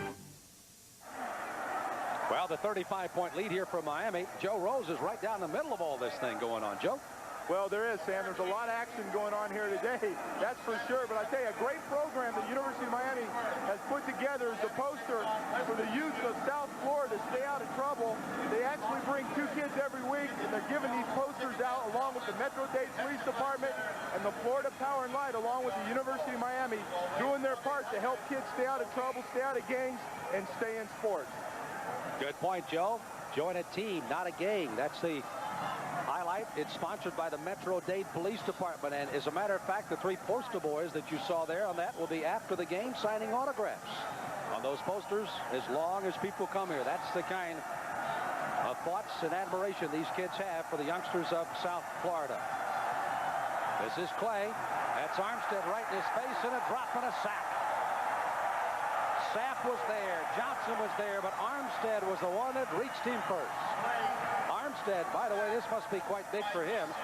He is a Dallas Carter grad, so he's relishing in all of this today against TCU. Opportunity for all the folks back home in Texas to see him play, and you know he's coming up big. Here he is. You see him coming in with the sack, and you know it's got to be fun as a defensive player when you know they've got to throw the football and you just pin your ears back and come. You don't have to worry about the run, and you know, that's what Miami's doing right now. 3rd down, 15 to go for TCU. Armstead lining up in his outside linebacker position as Clay. Ready to throw over the middle to Woodley. Oh, he catches it in his nail, but he makes the catch. Pearson just tattooed him after the catch was made. Boy, credit Woodley made a tremendous catch and took the licking. Richard out of Lamar, Texas, a junior, 5'9", 180. 1st and 10 for TCU. Well, here we see great concentration by Woodley. He knows he's going to get hit. He's not concerned with that. He goes up, catches the ball, takes the shot, and then shows the official, I've got the ball. Good job by Mr. Woodley. Matt, you had to get up several times in your NFL career and check your body parts after those hits, didn't you? Well, the toughest thing about going over the middle is you know that you're going to get hit. Matt Sullivan, the first to applaud that effort as Motkins gets the call. No place to run, and I've tell you, one guy that's going to continue to battle for some starting and playing time is Warren Sapp, number 76. Opatka, Florida.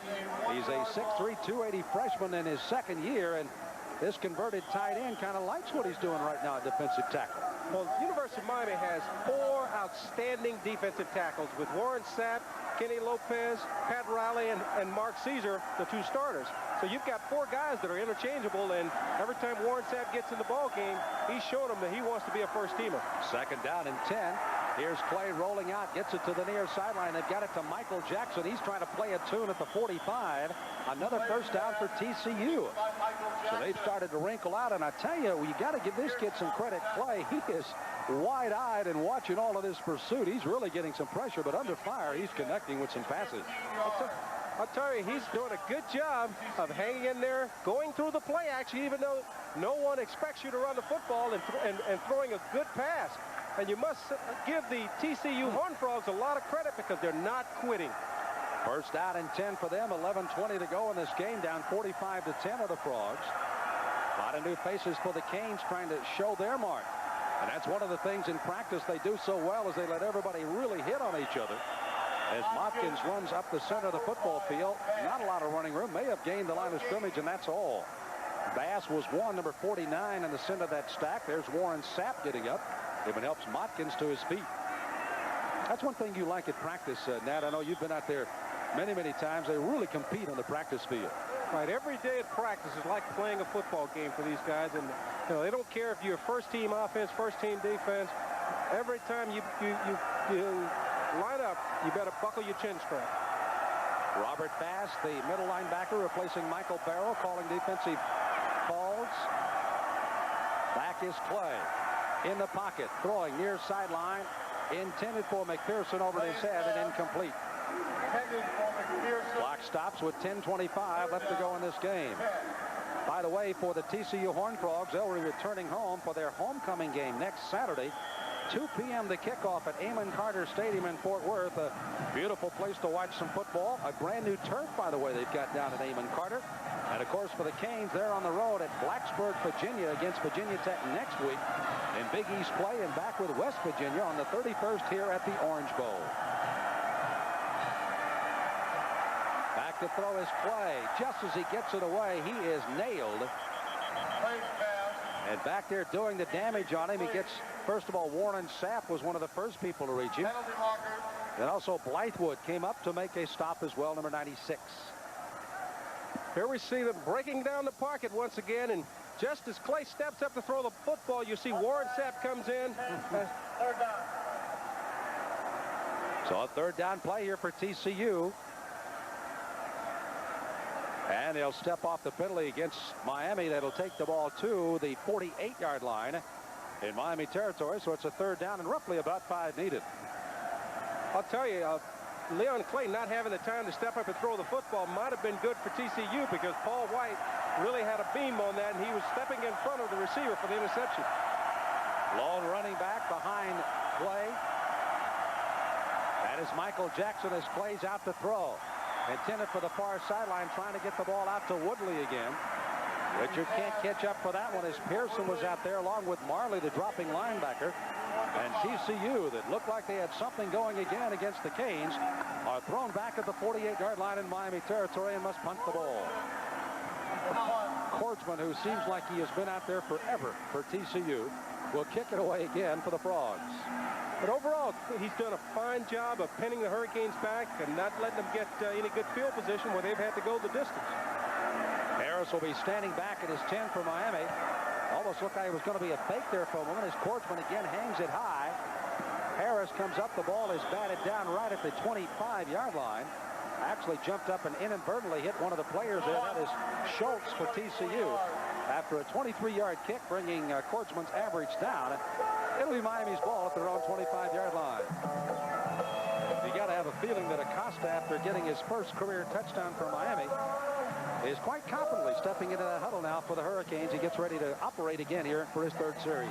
Well, after the first series, he's a little dejected. He comes out the second series, 4 plays, touchdown. No, he's got to feel good, and he's got to be motivated. Toretta threw 3 touchdown passes in the game. Acosta 1. Stephen McGuire's run for a pair. This is Marucci, Jason Marucci, who angles to the outside and gets it back to the line of scrimmage, and that's about all. Let's go down to Joe Rose quickly. Joe? Yeah, Sam, just over on the TCU side there, the big word from Coach Sullivan and his coaching staff is, guys, keep putting out the effort, especially the young guys. He's going to play the guys putting out the effort. He's not concerned whether they're a senior or a freshman. He's looking for guys just to put out that all-out effort.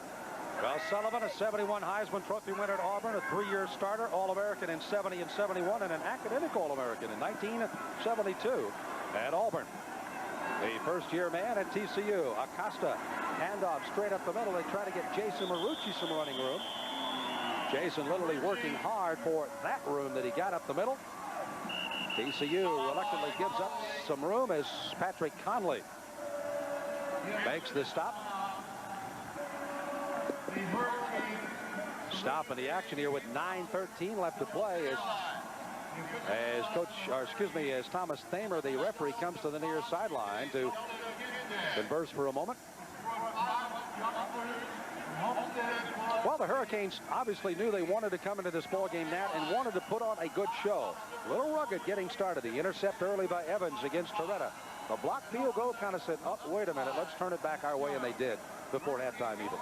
Well, Miami came in today with the idea, and I keep saying this, the only thing Coach Erickson talks about in practice that I think is really important is that each week they must get better if they want to be the champions at the end of the year. Acosta and today is what they're doing. He's missed only one of his passes, and I tell you what, he and Chris Jones just a sophomore, could be one of the future leaders of this run and pass operation for the Miami Hurricanes. 11 yards to Jones. First down, Miami. Here you see the official, they're trying to protect the players. Forward progress is stopped right here. They blow the whistle, even though Chris Jones keeps his feet moving and he comes out of there running. Wanted a little more there, didn't he? 8.5 left to play. This is Ferguson. Ferguson that time could not quite make the cutback before Conley grabs him by the ankles. Young man, a senior out of Duncanville, number 53, 5'11", 210 for the Horned Frogs. Good look at Ferguson, who will trot out of there. Marucci will come back in for him at running back. Again, the Canes did not get the services of Kevin Williams, held out due to some injuries sustained in the Penn State game. He's been having some ankle and knee problems, and he'll be ready to go, they say, for Virginia Tech next week, but not playing today. Marucci. Good sidestep move at the 45, and he noses it out to about the 48-yard line for Miami. It'll be short of a first down by 3. Jason Marucci is really doing a good job of running with the football. He's noted more for being a blocking back on short yardage and special teams player, and given the opportunity today, he's showing the coach, hey, coach, give me the ball. I would like to carry it too. Miami, by the way, in this 48-game winning streak at home, had 11 shutouts coming to this streak. Most points they've allowed has been 23 to Florida State. That back in 1986. Fewest points they've scored was that 8 points they scored for the win against Arizona. That scary one. Got 61 points, by the way, was their highest against, oh my, Texas Tech in 86. That's my alma mater. I hate to say that. Acosta trying to get Ferguson for some running room, and the crowd suddenly has turned into 42,917 coaches. From the Orange Bowl in beautiful Miami, as the lights start to twinkle on here in South Florida. And yes, this area is rebuilding after Hurricane Andrews, thanks to the many people all across the country that have really helped out. Here's the snap back to Snyder. Almost got it blocked again. Hickman that time watches it bound at the 2 and hops into the end zone. So Frank Costa, who had a touchdown pass on 3 of his series, could not get anything going, and now the defense will take over again as TCU will have it 1st and 10 at the 20. 6:25 to go in the game. 45-10 Miami, back after this timeout. There are times, Andy said, when it's best to play it safe. Here for the swamp tour? Especially when on safari in the Everglades. 14,000 square miles of alligators, snakes, and frogs that bite. So Andy suggested the great-tasting Old Milwaukee non-alcoholic. It's got to get better than this, I said, as Gil, our guide, took us butt cruising for the day. Good thing for a Cold Mill NA, there's enough exhilaration already in the Everglades. And hey, you don't want to end up as gator bait.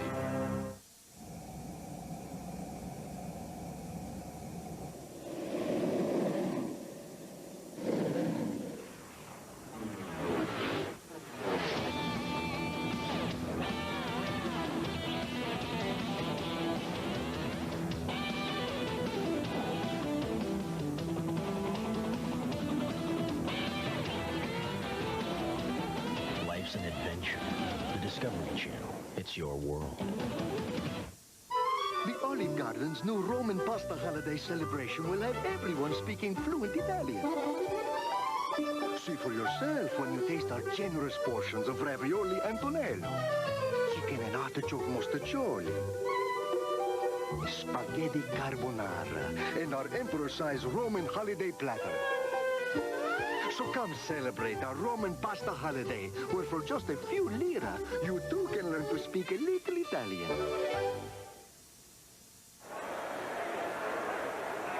6:25 left to play here in the ball game. A 45-10 game with Miami, trying to indeed do two things. First of all, preserve their 23-game winning streak and their home streak at 48.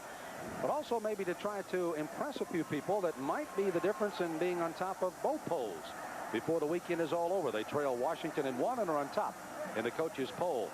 And again, even though Dennis Erickson did not say that he wanted to run up the score because of that, he's had a lot of young people. Frank Costa's come in and done a good job. You've seen Ferguson, Nath, he's just tried to play a lot of folks here today. Well, it's a no-win situation. If you run the score up, everybody's going to talk bad about you across the country. But when you run the score up and you play as many people as Dennis Erickson has played today, no one can complain. You're talking about just a fine football team that knows how to win.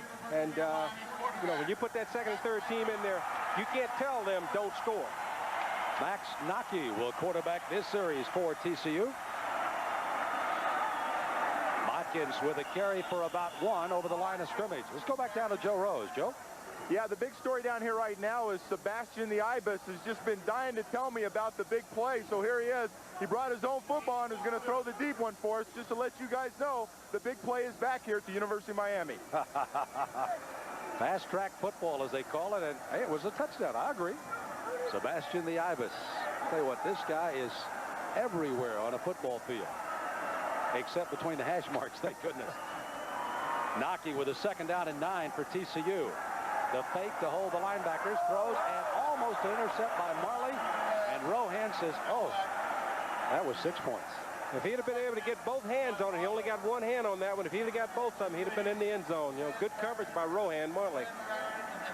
That's just one of the many who have filled in depth-wise at that linebacker core.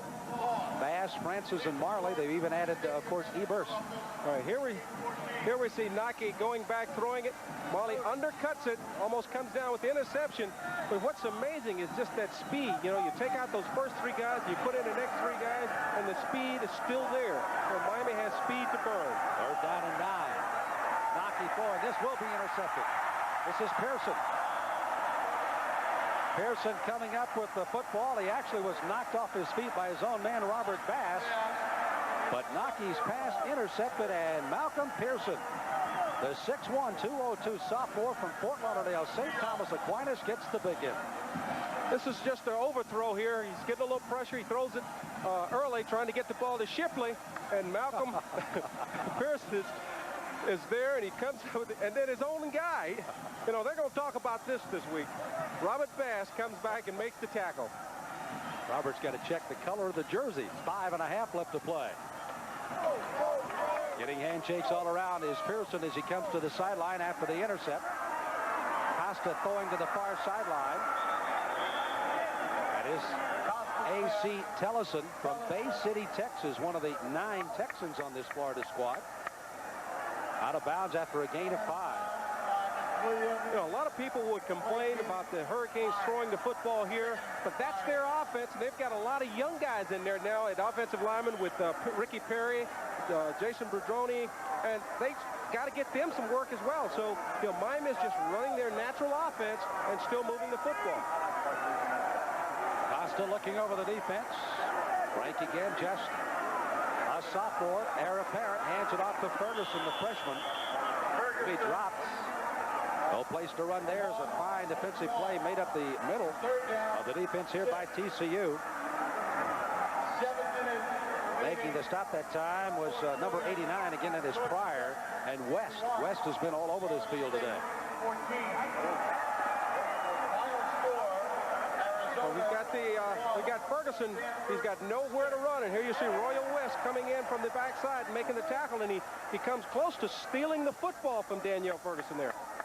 So it's a loss of 2 on the play, brings up a 3rd down, and there was a little rocking motion on the right-hand side, I think, from Lemelski of Miami, number 77, and the play is waved off.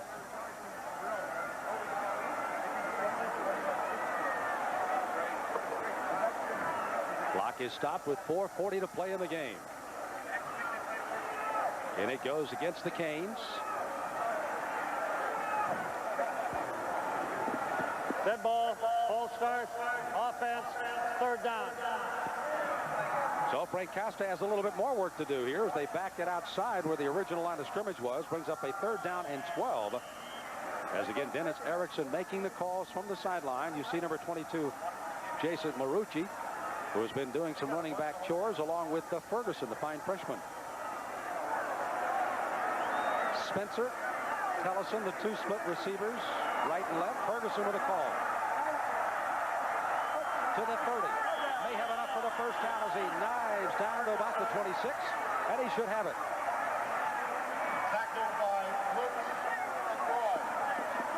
This is something that the Hurricanes have been missing in their offense so far this year, and that's speed on the corner, the ability to get outside. As you see, Ferguson just turns on those afterburners and picks up the 1st down. You know, his ability to stop and go is tremendous.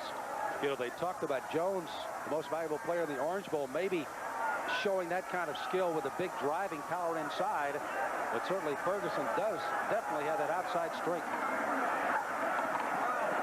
There's Marucci. And a fine defensive play made that time by Jackson. You may recall he was shaken up earlier in the game for TCU, but makes a head-on collision that time with Marucci. Well, they're trying to run into the boundary here, and you see Jason Marucci coming outside. Jackson comes up and makes the tackle. By the way, Ferguson, who is on the bench and now comes back in to be the lone running back behind Costa, has already gained 80 yards on 11 carries today. 2nd down, 12 for Miami. 3:25 in the game. Ferguson just looking for the hole, biding his time well. And it's going to gain around 4 yards on the play as he gets it inside the 25. They spot it at the 24.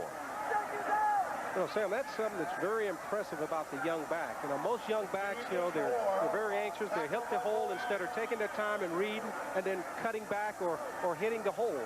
And he's doing a good job, and you can see why they have such high hopes for this kid. He does a good job here. He's just waiting, reading. Now he knows he's got to go north and south. He puts his head down, he goes. Good look at him as he comes to the sideline. Good look at Frank Costa as he looks over that defense and hands off to Jason Marucci. Marucci on a 3rd down play will get only 2.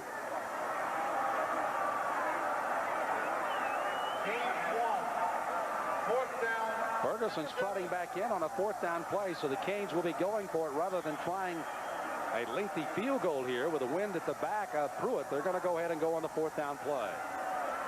And that will probably signal you the idea that Miami, not that they're trying to run up the score, they've got maybe an opportunity to score 3. They're just going to try to get a 1st down here. Sure, they may score later, but just letting them play. I mean, they're just trying to run the clock out, you know, and no matter what anybody feels, you know, this is the class thing to do. And, you know, the University of Miami's head coach, Dennis Erickson, is a very class guy. You know, he's not as concerned with the ratings if he has to embarrass another ball club that's less superior. Ferguson stopped by Roy on that 4th down play, and TCU will take over the football at the 24-yard line. TCU football. So as some of the fresh faces come off the field for Miami, you know that the film sessions will be rather interesting over the next week as they get ready for the Hokies of Virginia Tech. As some of these youngsters hope they get another opportunity to play next week for Coach Erickson in Blacksburg, Virginia. 12 noon kickoff, by the way, in Blacksburg. Clay is back in for TCU. Motkins, the running back. Gain of 2 outside the 25. They'll spot at 26-yard line. Clock stops momentarily at 1:50. Officials discuss a flag which is thrown way across the field on the other side. The game was 2. Personal foul on Miami. 45-10 lead by the Canes over the Horned Frogs of TCU. Dead ball, personal foul, defense, automatic first down. So as they step off the 15-yard penalty, TCU brings Woodley back in the ball game with a play to Clay. Dennis Erickson looking as if he is a man without his headsets and wants this to get over. Looks as assistant head coach. That is Greg Smith to his right, and also Rich Olson, Olson, the quarterback coach. Greg Smith was to his backside there, kind of looking onto some of the offensive linemen. 1st and 10, TCU, 40-yard line. Clay scrambling out, cannot get it to Woodley. Plays pass for Woodley. Blythewood again, the man in pursuit there of Clay. You know, Clay does show, as you pointed out, Nat, he does show the young man. He's got some scrambling ability, throws the ball reasonably well. Good scrambling ability, and he has the ability to get outside of the containment so that he can throw the ball downfield. I'd like to see him a little bit more once he get outside to stop and set his feet, and I think he'll be a little more accurate with his tosses. Again, only making 15 starts in his entire career as a senior. Back throwing. This time he goes to Nowak once again, knocked off his feet at the 45. And making the stop for Miami is Willie Phillips. For the Canes, it'll be a 3rd down, and they'll need roughly, well, they need 5 for the first down. Under a minute now to go here in the 4th and final quarter at the Orange Bowl in Miami. So for the 12th consecutive time, the Canes will defeat a Southwest Conference team and will up their advantage to 6-3 with the Horned Frogs of TCU.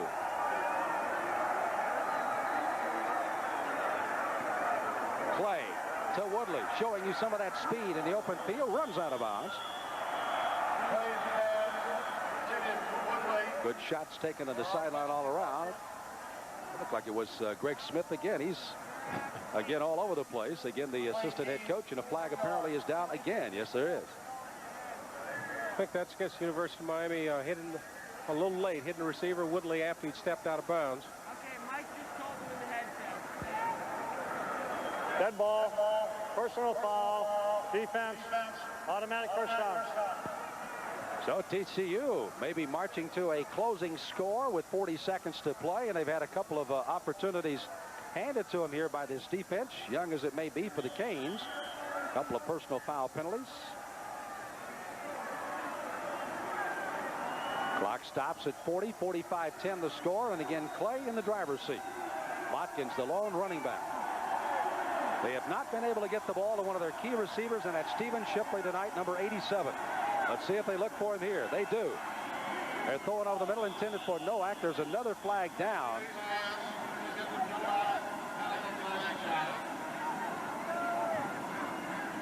Play that time getting some big pursuit again by Robert Bass, number 59.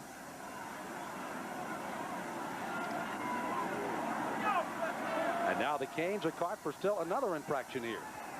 Offside, defense, 2nd down. First down. And the Miami coaches just shaking their heads. Fellas, we got to get this thing over with. Yeah, they've got to be upset. You know, they've played well up to this point. You get the last drive, you're trying to run the clock out, and then you give up 35 yards in penalties. All you want to do is keep the clock rolling. Miami, interesting enough, Andrew Osofsky, our statistician of note tonight, along with part-time spotter. 14 penalties for 127 yards against Miami. Play. Near sideline. It's going to be incomplete on the dirt. Trying to pick it up over there is one of their receivers. That is going to be Mike Houston, number 9, from Lamarck, Texas, a junior, but the pass was thrown just short. 28 seconds to go in the game. In TCU back home, homecoming next week, 2 o'clock at Amon Carter against the Rice Owls, whose program has turned around nicely, thank you. And of course, the Canes will head to Blacksburg, Virginia against the Hokies of Virginia Tech in Big East Conference play. Way back, angling to the end zone. It's up for grabs, and it's out of the reach. And incomplete. Back there, Chad Wilson, number 9, and number 9, Houston, for TCU battle for the ball. Well, Chad Wilson just does a good job of pushing the receiver to the sideline, not giving him a chance to catch the ball inbounds on that particular play there. 3rd down and 5 yards to go for Leon Clay. Clay has thrown a touchdown pass here tonight, which means that he has come another step closer, 11 away from the legendary Sammy Ball's 44 touchdowns. Slinging Sammy back in the 30 for the Horned Frogs of TCU. He's trying for another one. This time there is contact at the goal line, and Pearson colliding with Woodley, and they both go down, and the interference is called. Stopping the clock with 12 seconds left to play.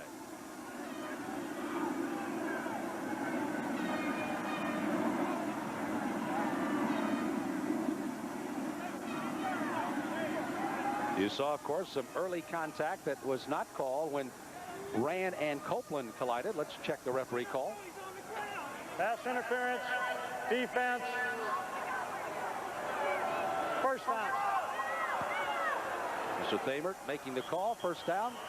Here you got Woodley trying to come out on a corner route, and he runs into Pearson here, and the officials got to call that. So TCU will have 12 seconds left to see what they can do. They're down 45-10 before this one's over. We're going to pause for this commercial timeout. We'll be right back to the Orange Bowl after this timeout.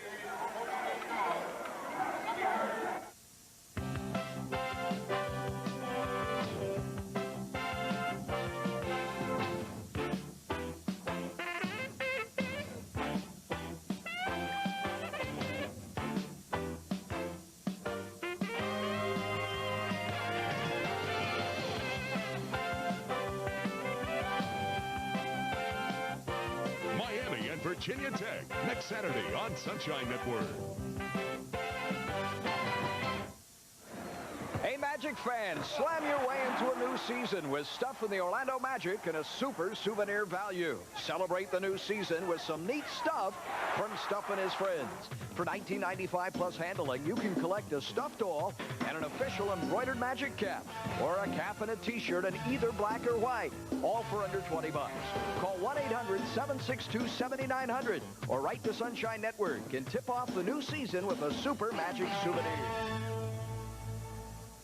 1991 Miami Hurricanes fought their way to an undefeated season. Now, here's your chance to relive all the Canes classic games in the home video that chronicles their march to college football's national championship. Miami Hurricane Football 1991, King of the Hill, takes you from the home opener against Houston to the Orange Bowl victory against Nebraska. You'll see it all. King of the Hill can be yours for only $19.95 plus shipping and handling. To order, call 1-800-526-8927 today. All major credit cards accepted.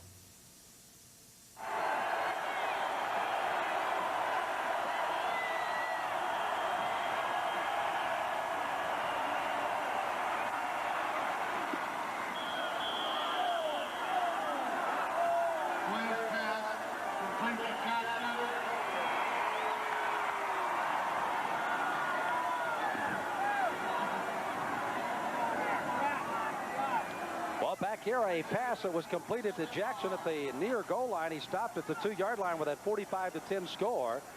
Here you see Leon Clay. He does a good job of staying in the pocket, and he hits Michael Jackson here down at the 2-yard line to give him a chance to go in right before the end of the ball game. We've got 1 second left on the clock, and it's giving them opportunity to maybe get a score and to leave here with their heads up high.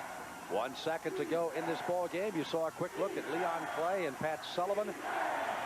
Pat, the first-year coach for TCU's Horned Frogs, 1-3-1 coming today. Of course, the Canes picking up their 6th consecutive win of this season.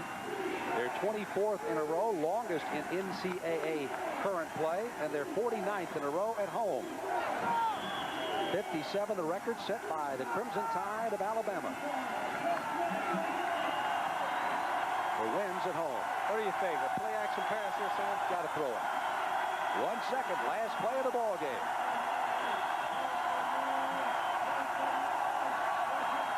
They'll look for Oliver. He's across the middle. They throw to Nowak. It's incomplete. No, it's intercepted. The ball intercepted in the end zone after it's skipped off the hands of the intended receiver Nowak, and Marcus Carey comes up with the intercept for the Canes in the end zone, and the ball game is over. Much to the happiness of Coach Dennis Erickson, who thought this thing would never end tonight. He and Pat Sullivan with their handshakes in the middle of the field. Erickson and his ball club walk off again. 45-10. They did what they had to do here today in the Orange Bowl, Matt. They won convincingly without trying to run the score up. They were able to get their running game going again today.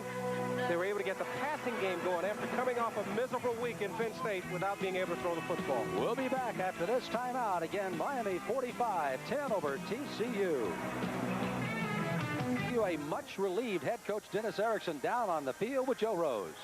Thank you very much, Sam. Coach, congratulations on the win. Thank you. It was a real good win for us. We played well on both sides of the football and got to play a lot of different guys, and got the big play back in the offense, and it was nice to see us operate like that on offense. Talking to you yesterday, you felt your team was ready to play even though you've had 2 tough games. Well, we did. We know what we've got to do to stay where we're at. We knew that we have to improve on offense to continue to get better. That's the biggest thing in this football team. We got games down the road where we're going to have to play better than we did last week to win it, and so we've got to improve on offense. And so our goal going into was to play better on offense, and we played extremely well. Danielle Ferguson played a lot in the second half and really had an outstanding game. Well, he had some speed to us that we haven't had, and had we played those other 2 teams a little later, he probably would have saw a lot of action. But now he's playing quite a bit, and it's nice to have him in there because he can give us some things. Coach, a lot of people are going to ask, if you would have won today 13-10 or 16-10, you might have dropped down to number 2. You win 45-10. Is this a message? Well, I mean, we won 45-10, but we didn't play any of our guys in the fourth quarter at all, and we ran the ball at the end of the game, and we won decisively. That's all that matters. Okay, congratulations, Coach. Thank you very much. Back up to you, Sam. Thank you, Joe. One of the numbers I know Coach Erickson's going to be very happy to see when this is all over. Almost 600 yards in offense today as his Canes run all over the Frogs for the score of 45-10. More from the Orange Bowl in Miami.